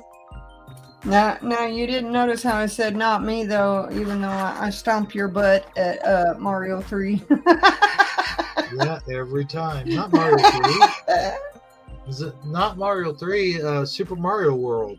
Oh, Super Mario World. Okay, yeah. I can even tell you where all like the little secret islands are. Most of them I remember anyway. Yeah. Now this is definitely you. I'm a grown man. If I want to make a bacon and egg hot tub for my toast people, I will. My toast people. Yeah. Mind you, your egg faces at breakfast. Yeah, I would make toast people, first of all. Bacon and egg hot tub for his toast people. People got the ketchup faces on the toast. Yeah.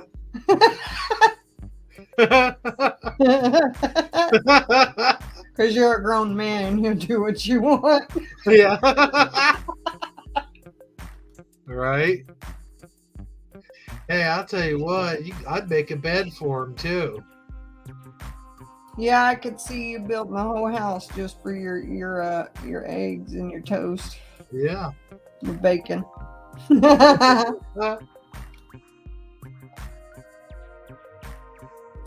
Honestly, I thought you meant a motorcycle. Want to take a ride on my hog? His hog. Yeah. That's funny. Okay. I'll let you read this one. Text from wife. Where are you? Me, kitchen. Wife, can you feed cat? Me, I mean garage. Wife, bring in laundry. Me, bathroom. Wife, clean toilet. Me, Idaho. Wife, get potatoes.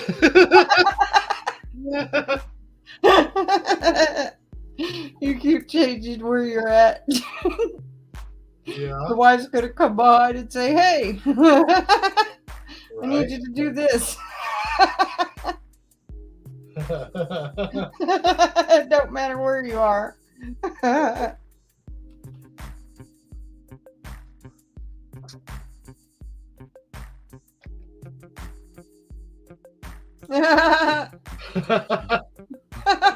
Oh God. First one is buffest. Second is buff. Third one is buffet.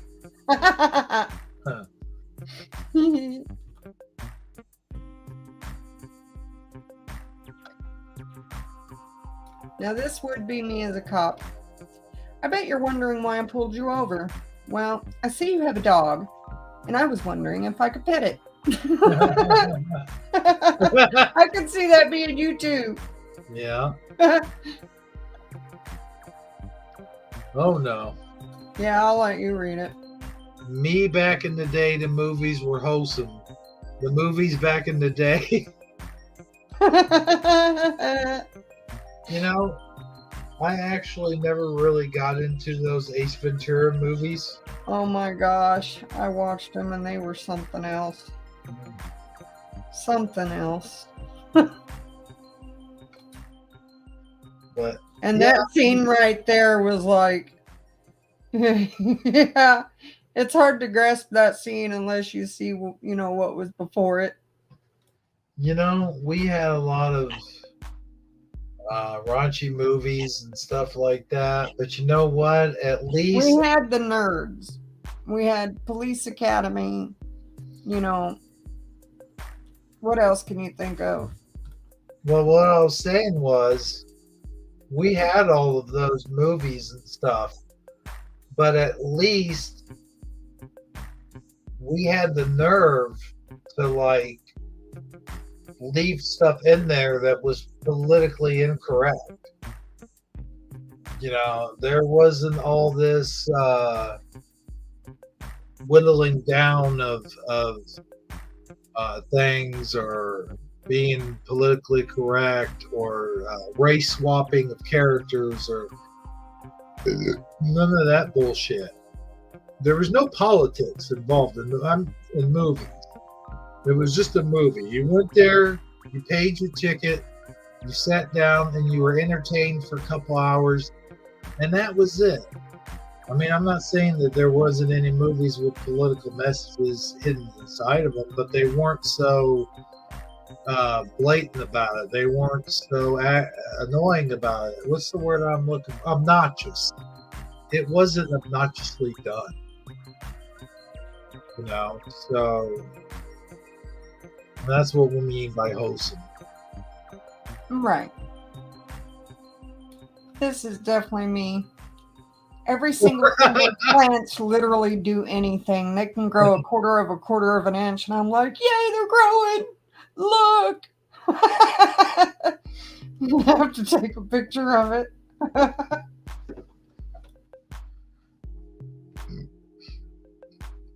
I actually have to admit before I click over off this meme is I did go out today and check out my garden about 3 or 4 times looking at the tomato. Right.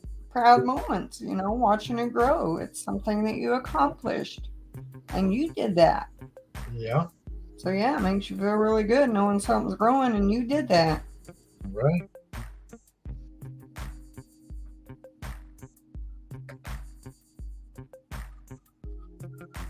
I'm only getting one house plant 6 months later.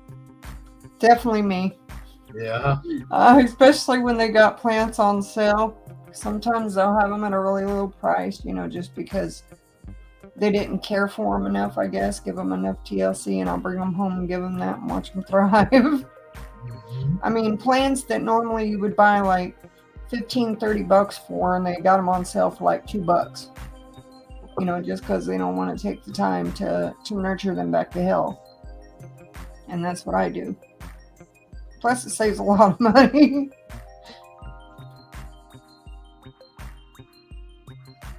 So yeah, eventually I'd like to have my whole house just full of plants and flowers.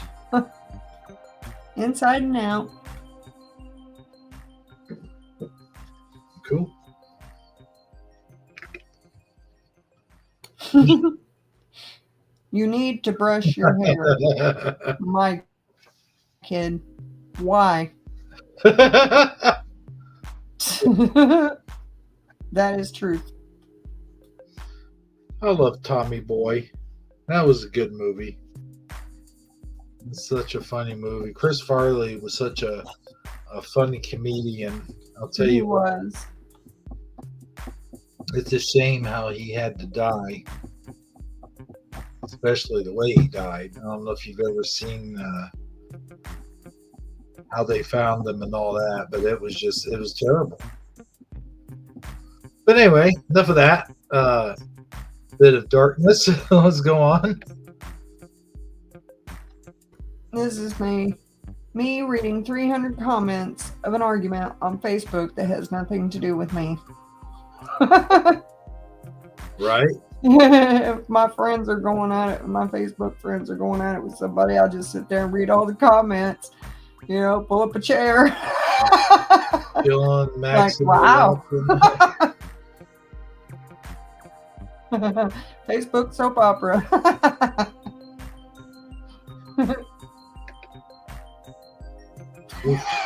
This would be you. Dude, my sister's cat scares me. Oh, you afraid of getting scratched? I'm afraid of getting punched. Dude, the muscles on that thing. God, man. Right? What stereotic foods has that thing been eating? Oof. And this is? Well, that is what I got done this year of the May tree.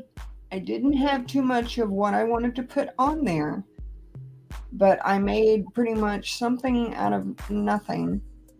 This is what I got. I will have more material for the May tree next year, but as of this year, this is May's tree that I have up in my living room. And next, I think it's that thing we were talking about. Yeah, next is the little landscape job that I did. And so that's what I did outside leading up to my steps. I wanted it to look a little bit cuter. You know, put some flower seeds in there. And as you can see, they're starting to sprout. I don't like the concrete behind it. So what I would like to do is eventually buy some small, thick lattice to kind of cover that broken concrete up. But yeah, that's what I've done this year. And that, ladies and gentlemen, ends our memes and pictures. We had 4 other pictures after that.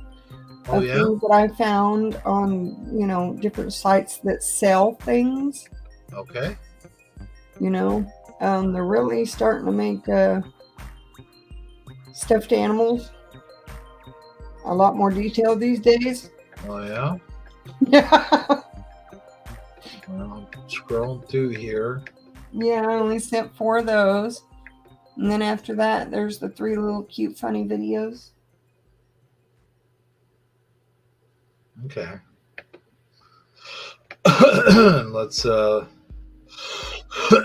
get one out here. Yeah. You know what? I would actually try this. I'm not kidding. But I might jerk, you know, when the hummingbird zooms up at me.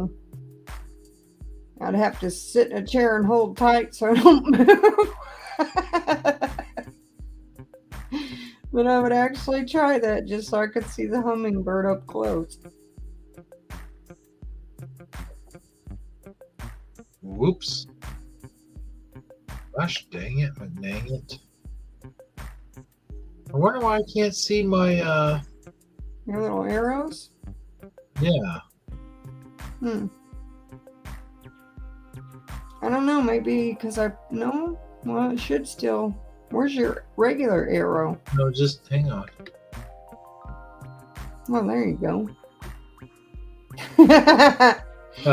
I would love to take a pair of these shorts hiking with me. Oh my goodness. I'm telling you, I would be dragging back to the car. It's supposed to be the perfect shorts for rock collectors.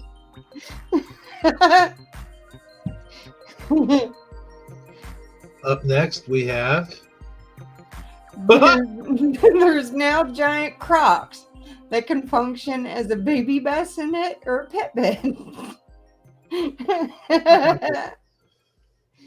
Another Croc idea.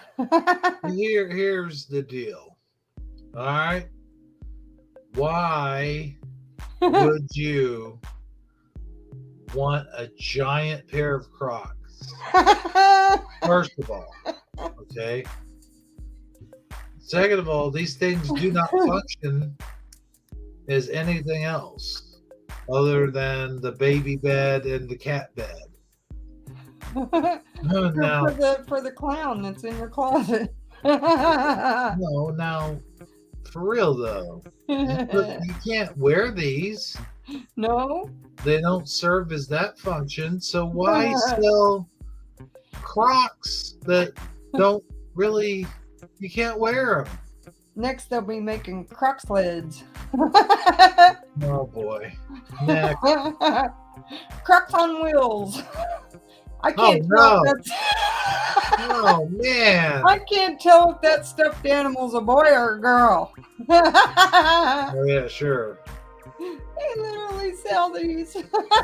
He's got balls, man. I know.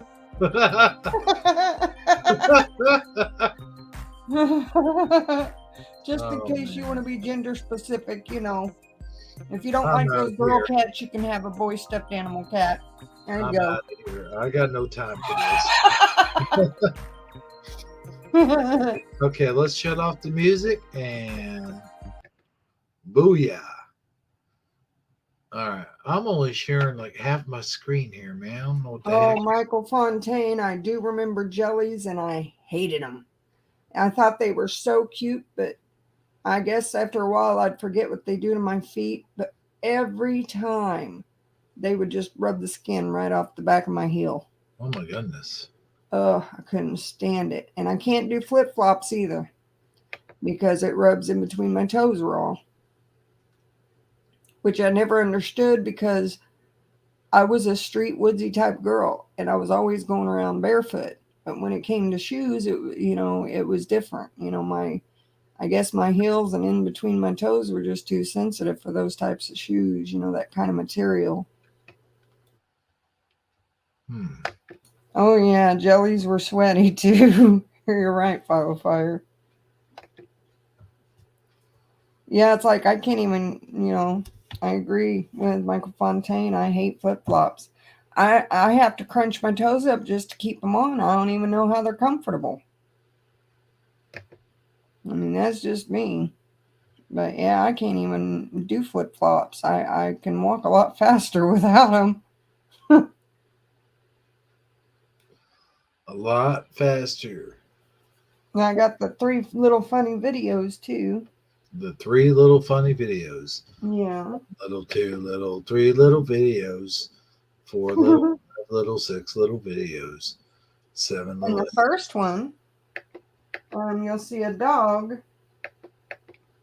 Let's see if I can find it.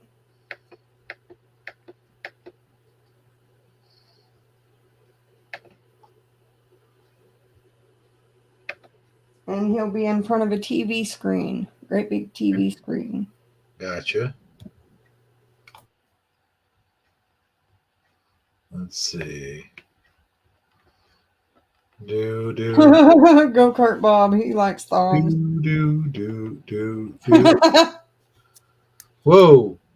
Hey, quit moving, you stupid thing. Yeah, you don't have to have the volume on any of these. I'm trying to get to the videos.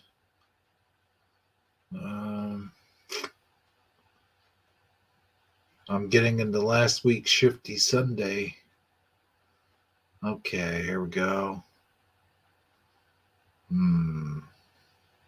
Yeah, I did that too. I had to scroll back down. Okay, there it is. He's barking at the TV. Oh, he's not barking at the TV. Uh-oh. What happened here? Oh, gosh. It's not letting me get on the site. Oh, no. Well, we may have to go to the next one then. Yeah, let me try the next one.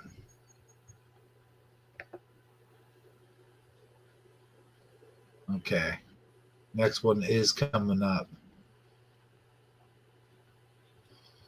Well, I can't do it if it... There we go. Did we see this one before? Looks familiar. I don't know. You know me and my memory. Yeah. Okay. My memory's like a gust of wind going by your ear.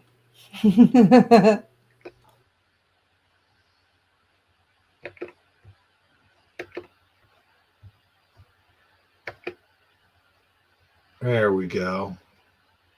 You'll have to rewind it a tiny bit. Well, yeah, and I have to do this also. Do, do, do. Yeah. Oh.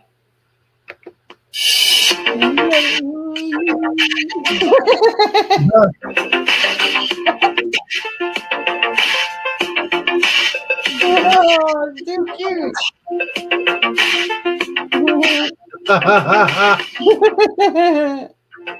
Look at him go. Just look at him go. Oh man, that was crazy.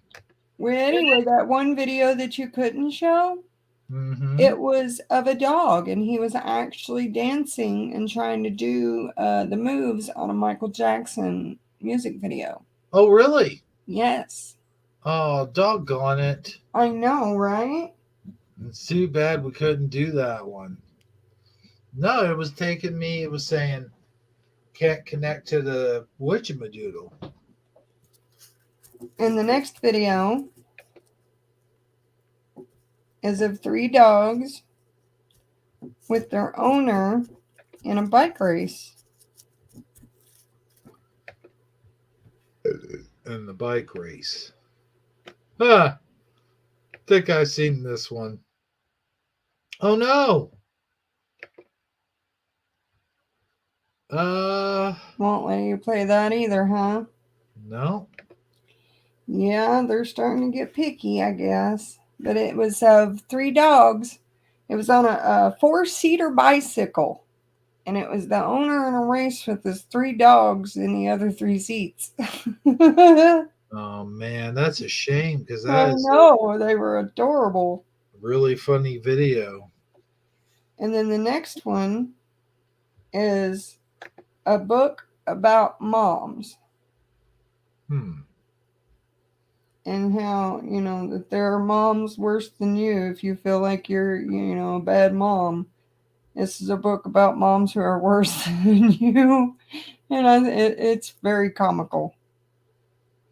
All right, well, here we You go. see a big, tall giraffe. Okay. Let's see here.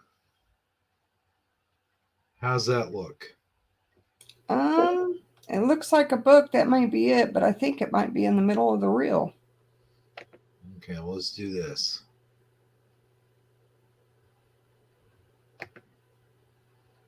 There we go. There are moms way worse than you, and I wanted to share some of it. You won't be worse than hamster moms no matter how you try. Sometimes they eat their newborn pups. We still don't yet know why. Mom giraffe is pretty nice until the fetus drops. She'll birth a newborn baby calf and then kick it till he walks. And then there's one about an eagle that's pretty funny. For dinner time, a koala mom will feed her kids poop. Remember that when you feel bad for giving yours fast food. At least you're cuckoo mom. Woo boy, that bitch is raising. He hides her eggs in other nests so she won't have to raise them. When the panic rises and the pressure starts to mount, remember that you're trying. I found this book called There Are Moms Way Worse Than You, and I wanted to share some of it. Ugh, I can't stand that voice though. So just in case you're feeling like a bad mom, That voice. know though. that there's animal moms that are worse than you. Oh yeah, definitely. Even worse than that. I'm gonna have to read that whole book. No, I tell you what, that I did not like the narration on that at all. That voice. Yeah, it was was like really fast. well, no, it's just very like. Could it get any like more annoying? I don't know. Like he was trying to do like a small animal impression or something and just couldn't get it just right. Yeah. Like Giraffe moms kick their young until they begin to walk. You You know. almost sound like Scooby.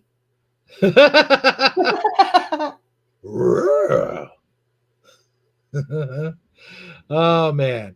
Anyway, moving right along, as the frog says. What do you have for us tonight, Amazon Line? You have a creepy critter, I do believe. Yeah, it's not too creepy of a critter, but I thought it was neat looking. So, Well, let's play that theme that we play when the sun's gone down and we begin a new day. All right, enough of that.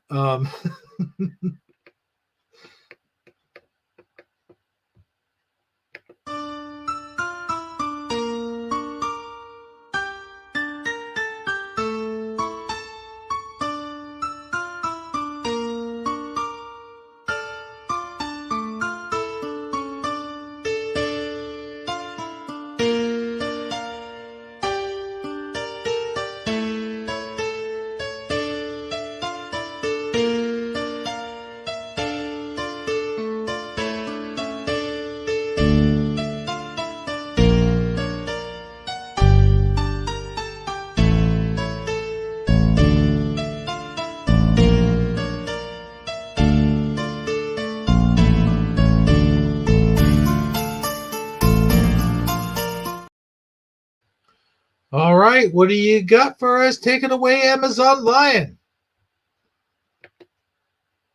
I don't have any reading material, but tonight's creepy critter is called the blue button. And it is kind of, I think it's in the same family spectrum as the jellyfish. It's a type of jellyfish. So if you want to scroll down to the two little blue dots, looks like it's got a gobble of eggs. You could play those two videos. I'm just going to play this one video. Okay. Do you see it? I do. All right, cool. All right, so this thing literally just looks like a blue jellyfish. It looks like, you remember those things when you were a kid and you throw them against a glass window or Yeah. TV screen or Yeah, something? that's what it It looks like. slowly start to climb down. Yeah. That's what this thing reminds me of. But let's take a look. Blue buttons are marine animals that belong to the Cnidaria phylum in the animal kingdom. Although this phylum is also where jellyfish are grouped, and blue buttons seemingly look like round, flat jellies, they are not jellyfish. They are a colony of organisms living together to form a larger whole. The organisms that make up the individual creature that we call blue buttons are from the Hydrozoa class of animals, and form the hydroid colony of the blue button. The body structure of blue buttons is basically in two parts. The hydroid colony, which are the tentacle-looking parts, and the float, which is the round, flattish shape in the middle of the organism. The float is used for the purpose of, well, you're smart. I'm sure you can probably figure that one out for yourself. On the underside of the float, the mouth is located, which also acts as the organ for expelling waste. Typically, the float will appear yellow to brown in color and be about 1 inch in diameter. The tentacle-like appendages are usually turquoise blue in color, but can vary to purple and yellow hues. Oh, wow. They also end in stinging cells called nematocytes. While their sting is not really effective on human skin, it can cause irritation, so it's best to not touch them if discovered washed up on shore. Some sites seem to claim that these little creatures can't sting, but the nematocytes being present are proof that they do. Oh, Basically, wow. the function of the nematocyte is to house the nematocyst. When threatened or when attacking prey, the nematocyst is stimulated to be expelled from the nematocyte housing. This expulsion launches the nematocyst into the prey item, and depending on the type of nematocyte possessed, may allow for the injection of venom, such as in the case of the Portuguese man of war. Wow. It's possible that the nematocysts of the blue buttons may not be large enough to always pierce human skin like some species of sea anemones, and this could be from where Kinda this like, misinformation originates. But still, As with most There's wildlife, it's better daddy to long look leg and not spiders. touch. Remember the dangers of the puss caterpillar from a few episodes back? Yes. How long blue buttons can live seems to be a mystery, but we do know that they possess both male and female reproductive organs. They will simultaneously release both sperm and eggs into the water column for fertilization. Holy cow. It's not uncommon to see large groups of blue buttons congregating together on the surface of the ocean, or even washed up on beach shores. They Looks can be like an found in alien. tropical and sometimes subtropical oceans, and are carried along by Like at wind Star and Trek water Next currents. Generation. Common hunting grounds for blue buttons include the Gulf of Mexico, as well as the shores of Australia and many coasts of Asia. The diet of the blue button consists of mostly tiny organisms such as plankton, and they are eaten by other animals like sea slugs. Have you ever seen one of these fascinating animals in the wild? For more facts on blue buttons, Well, the next video is only about 30 You're interested in seconds, blue and it bottles? actually shows you what they look like when their little tentacle things are going in and out. What you talking about, Willis? That way you can get a visualization, a real one of what they look like. It's only like 30 seconds long. Oh, yeah? Uh-huh. And it was the next video after that. Huh. Oh, that's an airplane.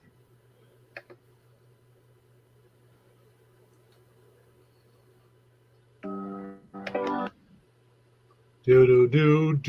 Looks like something off of Star Trek Next Generation. Gosh dang it. I thought it looked neat. Now, don't start playing till I get you presented. Do. Okay, there we go. Get the presentation wall going, and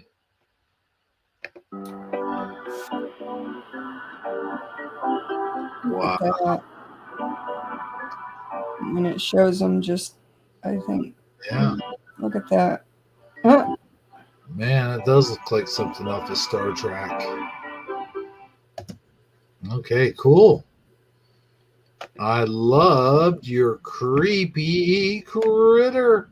And then there's the microscopic things, if you want to play that. If not, that's okay. Oh, yeah, we're going to play the microscopic things.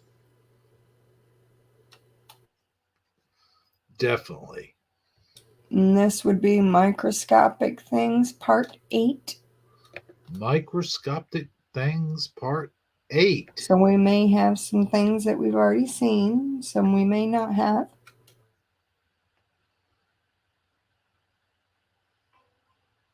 And then after that, I need to step away for just a moment. Things under a microscope, part 8. And this comes from Muhammad's Ideas. So I'll just send you a link to that right quick, so we can support their channel, since they are allowing us to share these wonderful and beautiful microscopic things of that nature. And now we'll watch the video. Here we have it.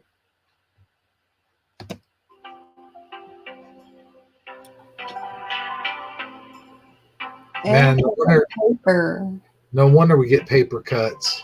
Right. Oh, that looks like something in Minecraft. Huh?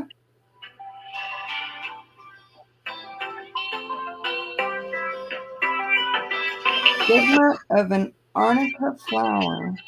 Huh. Is that arnica or arnica? Cigarette paper. That's what they talk about, I guess, with the crystals that are in there. Mosquito eyes, oh my god. Wow. They look like grapes. I know. What a chloroplast. Now I'm going to have to look that up. Wow, that's your taste buds. That's crazy.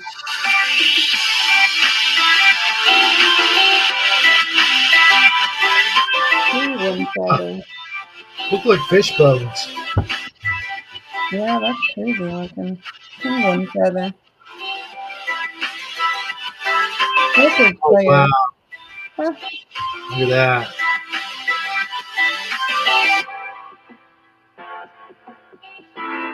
Fat-forming bacteria. Ooh.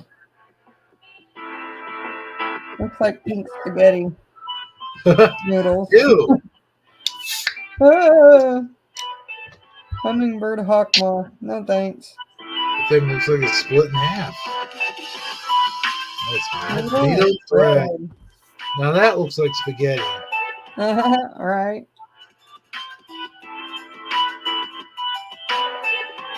Wow, Plant looks like wheat. brain. Oh, that's cool. Kind of looks like the root. Looks like a cave. Brain Brain cells. cells. Look pretty dead to me. Look like mine right now. Bacterium on a diatom and an amphipod. Okay. Amphipod. Ooh. Oh wow. Phytoplankton. Wow. That's weird. Looks like a charger. Egg outer shell. Wow, looks like the inner shell.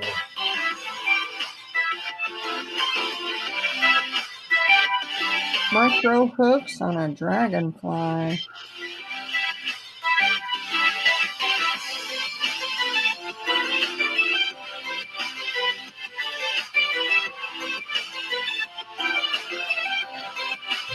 This one's going on a little bit. Okay, there we go. Wow.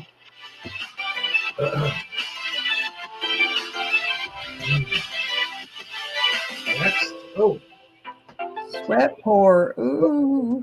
looks interesting. Right. That's a peach. Peach Ooh. doesn't look too appetizing. No, not when it's up that close. Yeah. Leg of a gecko. Woo! Wow. I've seen enough. That is cool. Off screen number one. Household dust. My gosh. Look at all the different colors. Yeah. Who'd have thunk it? Wish it was that pretty when I was cleaning it. Yeah. Krill larva. Ew. Get it off. Razor blade. I think you've seen that. Looks like an ice mountain.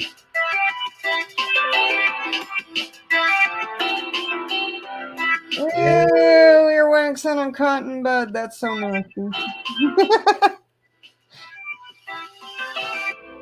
Okay, take it off screen. Okay, thank you. Blueberry. Looks like a planet or something. Yeah. They say our planet's a blueberry. Human skin outermost layer, the epidermis.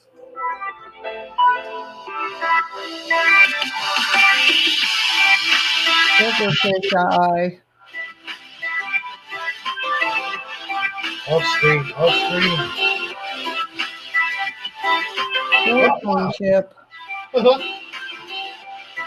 Wow.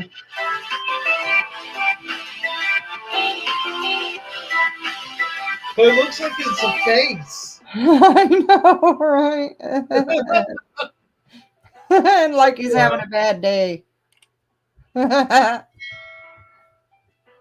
All right. Well, there you have it, folks. There you have it. Underneath a microscope.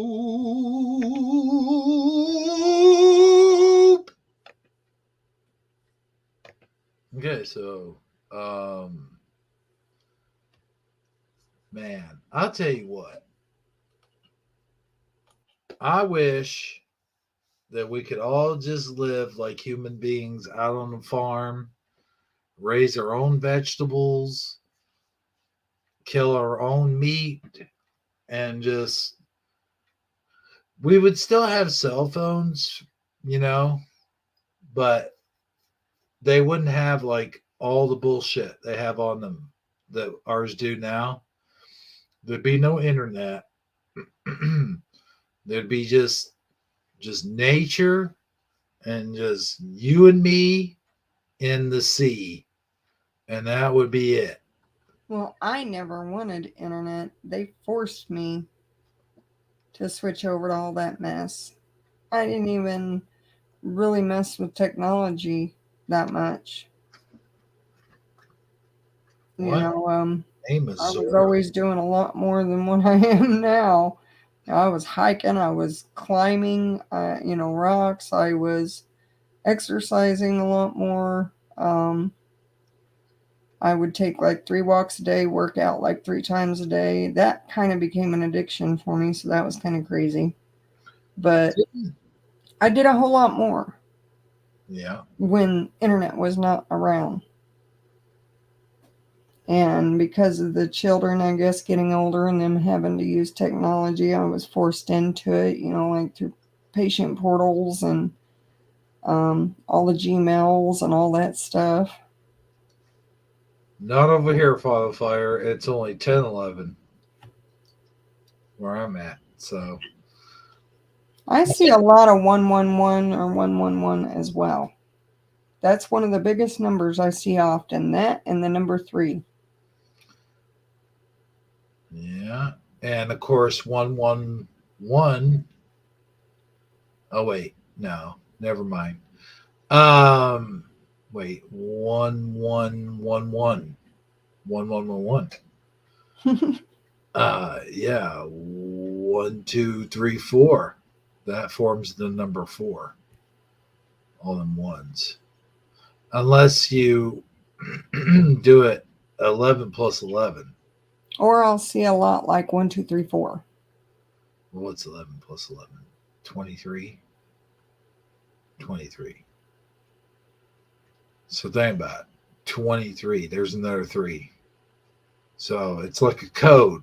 Okay. It's like the Riddler tied someone in a chair, put a bomb on them. You got to solve the riddle. Okay. So first number is 3, and then 3 11s. And then you got to solve the riddle. It's like, okay, 11 plus 11 is 23. And then you add 3 to it, and it's 26. So then the number 3 represents the Trinity. And Trinity, we're talking about the Father, Son, the Holy Spirit. So I got to take this bomb, and there's 2 wires. There's blue wire and red wire, and they're both in the form of a cross. So I got to uncross those wires. And I say Father, Son, Holy Spirit. So, and Jesus was crucified when he was 34 years old. So backwards, that would be 43. So then you think, how many letters are in the alphabet? And then you take that and divide it by 12. And then you take the bomb, and that's how many minutes you're going to have left. But then the Father, right? Like he's the guy that's holding the bomb. Like he has the bomb on him. Well, while you talk about bombs, I'm going to step away for a moment. All right, cool. So the Father has the bomb, right? So then Batman has to figure out, oh yeah, he was 33. You're right, Michael. Jesus was 33. So anyway, we can make it into a whole like mystery, right? Like a riddle. Like we make it into a whole riddle. And then Batman's got to figure it out. It's all the numbers. Do you remember? You guys probably don't remember this, but a few years ago, me and Saji, I think Armor Up was still part of the show at this time too. Had what's his name? The chef. Gosh, it was a long time ago. You guys know who I'm talking about, right? Anyway, the guy comes on and he's talking about all the numbers, right? Like he's talking about all the numbers adding up to certain things and how the number 3 shows up with all the numbers. Number 111, the number 7 also. Who was that guy? No, not the Swedish chef. He's silly Willie. He used to make stuff in his restaurant that he was working for, and I think his name had something to do with time, like the Time Bandit or the Hour Guy. or something, I don't know. But he would be seasoning his meat, and then he'd come back on the program, do a broadcast with us. But I can't think of his name for the life of me. He used to watch the show a lot, and then he stopped watching the show. And gosh darn it, the heck, I can't even think about it. Are you back, Amazon line? I am. That was my signal. Okay, cool. It's like my Batman signal. When I mute and unmute, you know I'm back. Or should I say unmute and then mute again? I did that But I'm backwards. trying to think of the name of this guy. It's bothering me. Was Okay. it Goat Man? It was time, From what? something to do about time. Now hold on, I'm trying to think here, because he used to come on the show. He used to be in the chat a lot, and now I can't. Okay, let's think of all the people we've had in the chat over the years. Okay, there was Bubble Elvis. There was that one guy with the robotic headgear. What's his name? And then he had like a huge Mandela effect with his name.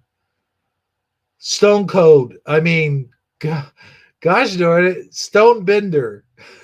Stone Bender used to be on here.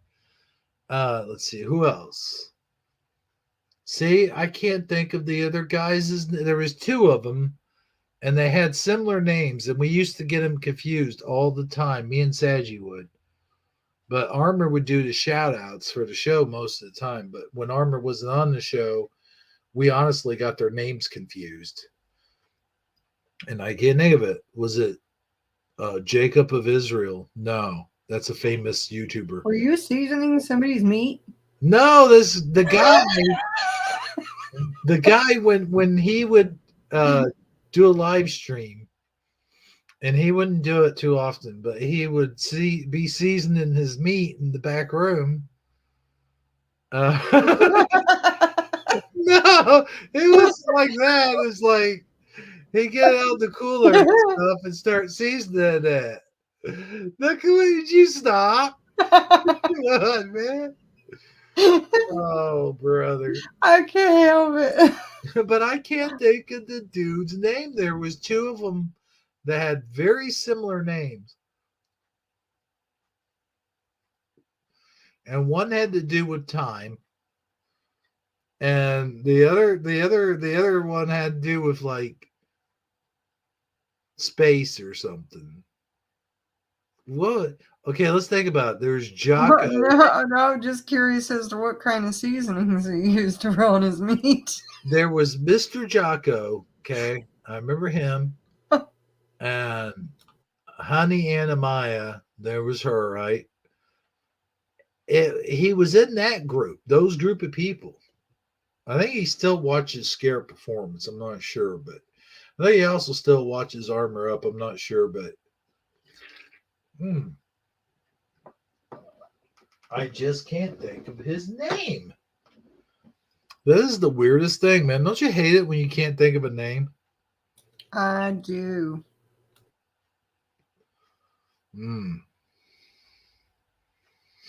Well, anyway, that's pretty much the show. Yeah, about the only thing that was left was, that one thing where the drunk guy got pulled over by a cop. Oh, yeah, let's play that. I forgot all about that. Thanks for reminding me. Yeah, we got somebody else for being behind the wheel. You guys have got to see this. This is hilarious. And this happened, I guess, in our area of the woods. Our neck of the woods, yeah. Okay, let me get to the thing here.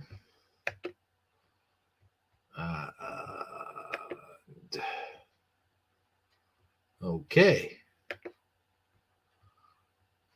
Man pulled over for DUI blames dog for driving, police say. This is too much. That's like blaming the dog for eating your homework, but he still blames the dog. Oh, I guess that's not the video.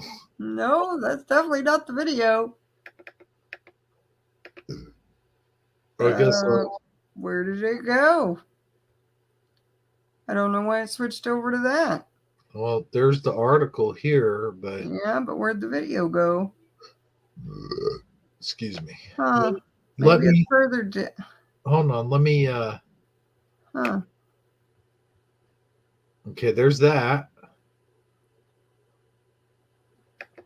Shots are being fired! That's not it. No, that's not it. I guess we'll have to read the article. Wait a second. No. No? I'll be darned. That stinks. Well, maybe there's one further at the bottom. No? Oh. Huh. Okay, well, can you read this? Sure. Okay. A Colorado man has been arrested after blaming a dog for driving over the speed limit as he swapped seats with the animal when he got pulled over, police said. The incident occurred at approximately 11:30 p.m. on Saturday night when police in Springfield, Colorado conducted a traffic stop after they witnessed a driver going 52 miles per hour in a 30-mile-per-hour zone.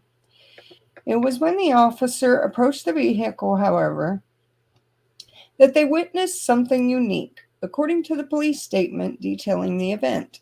The driver attempted to switch places with his dog, who was in the passenger seat, as the SPD officers approached and watched the entire process, the statement read. The male party then exited the passenger side of the vehicle and claimed he was not driving.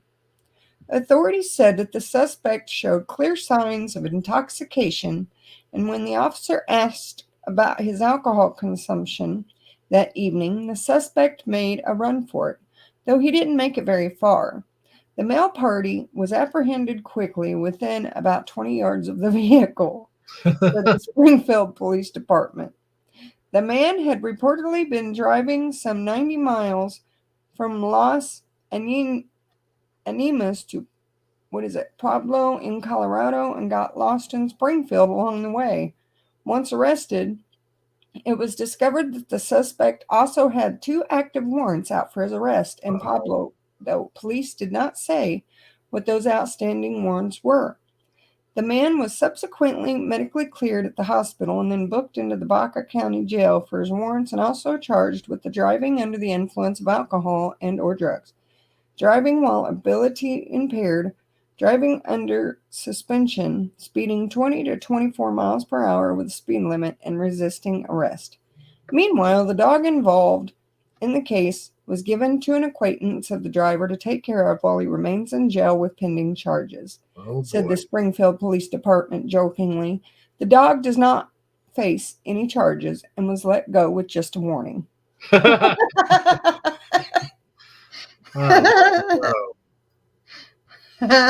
So there you have it. Crazy Dog things in this ate his world. homework. I'm pretty sure he probably used that one when he was growing up. Snickers says, thanks for the shout out. I like that little dog. I tell you what, man, I miss those videos you used to do when you were out and about walking your dog. Those were some pretty good videos, and I do hope you start making more pretty soon.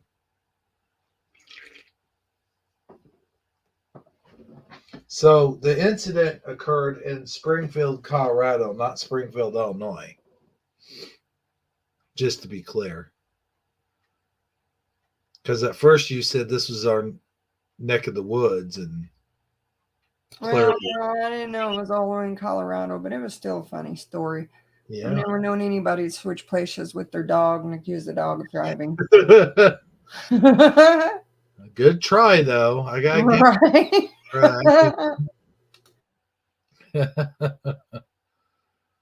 Woofers in the back. Very funny, Mike.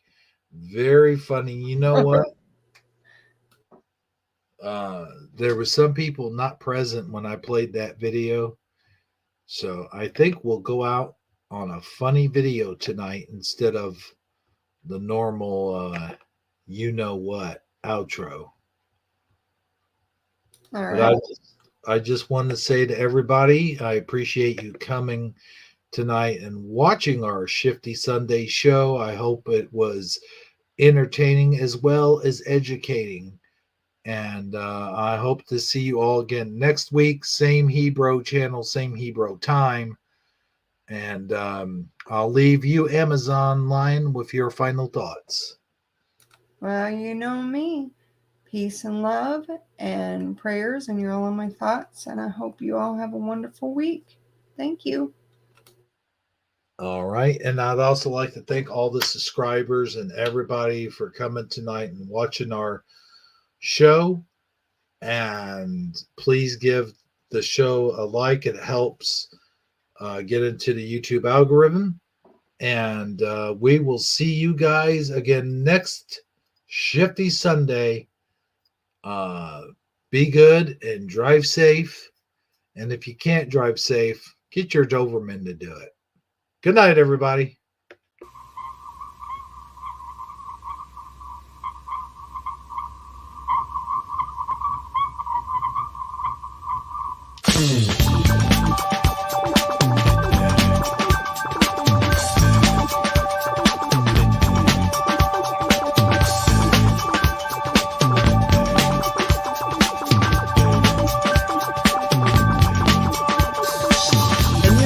Yourself living in a shotgun shack, and you may find yourself in another part of the world, and you may find yourself behind the wheel of a large automobile, and you may find yourself in a beautiful house with a beautiful wife, and you know you may say to yourself, well, how did I get here?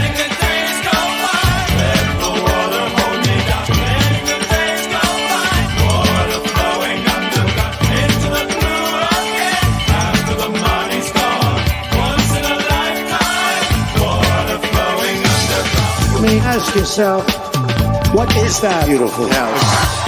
You may ask yourself, where does that highway go to? You may ask yourself, am I right? Am I wrong? And you may say to yourself, my God, why have I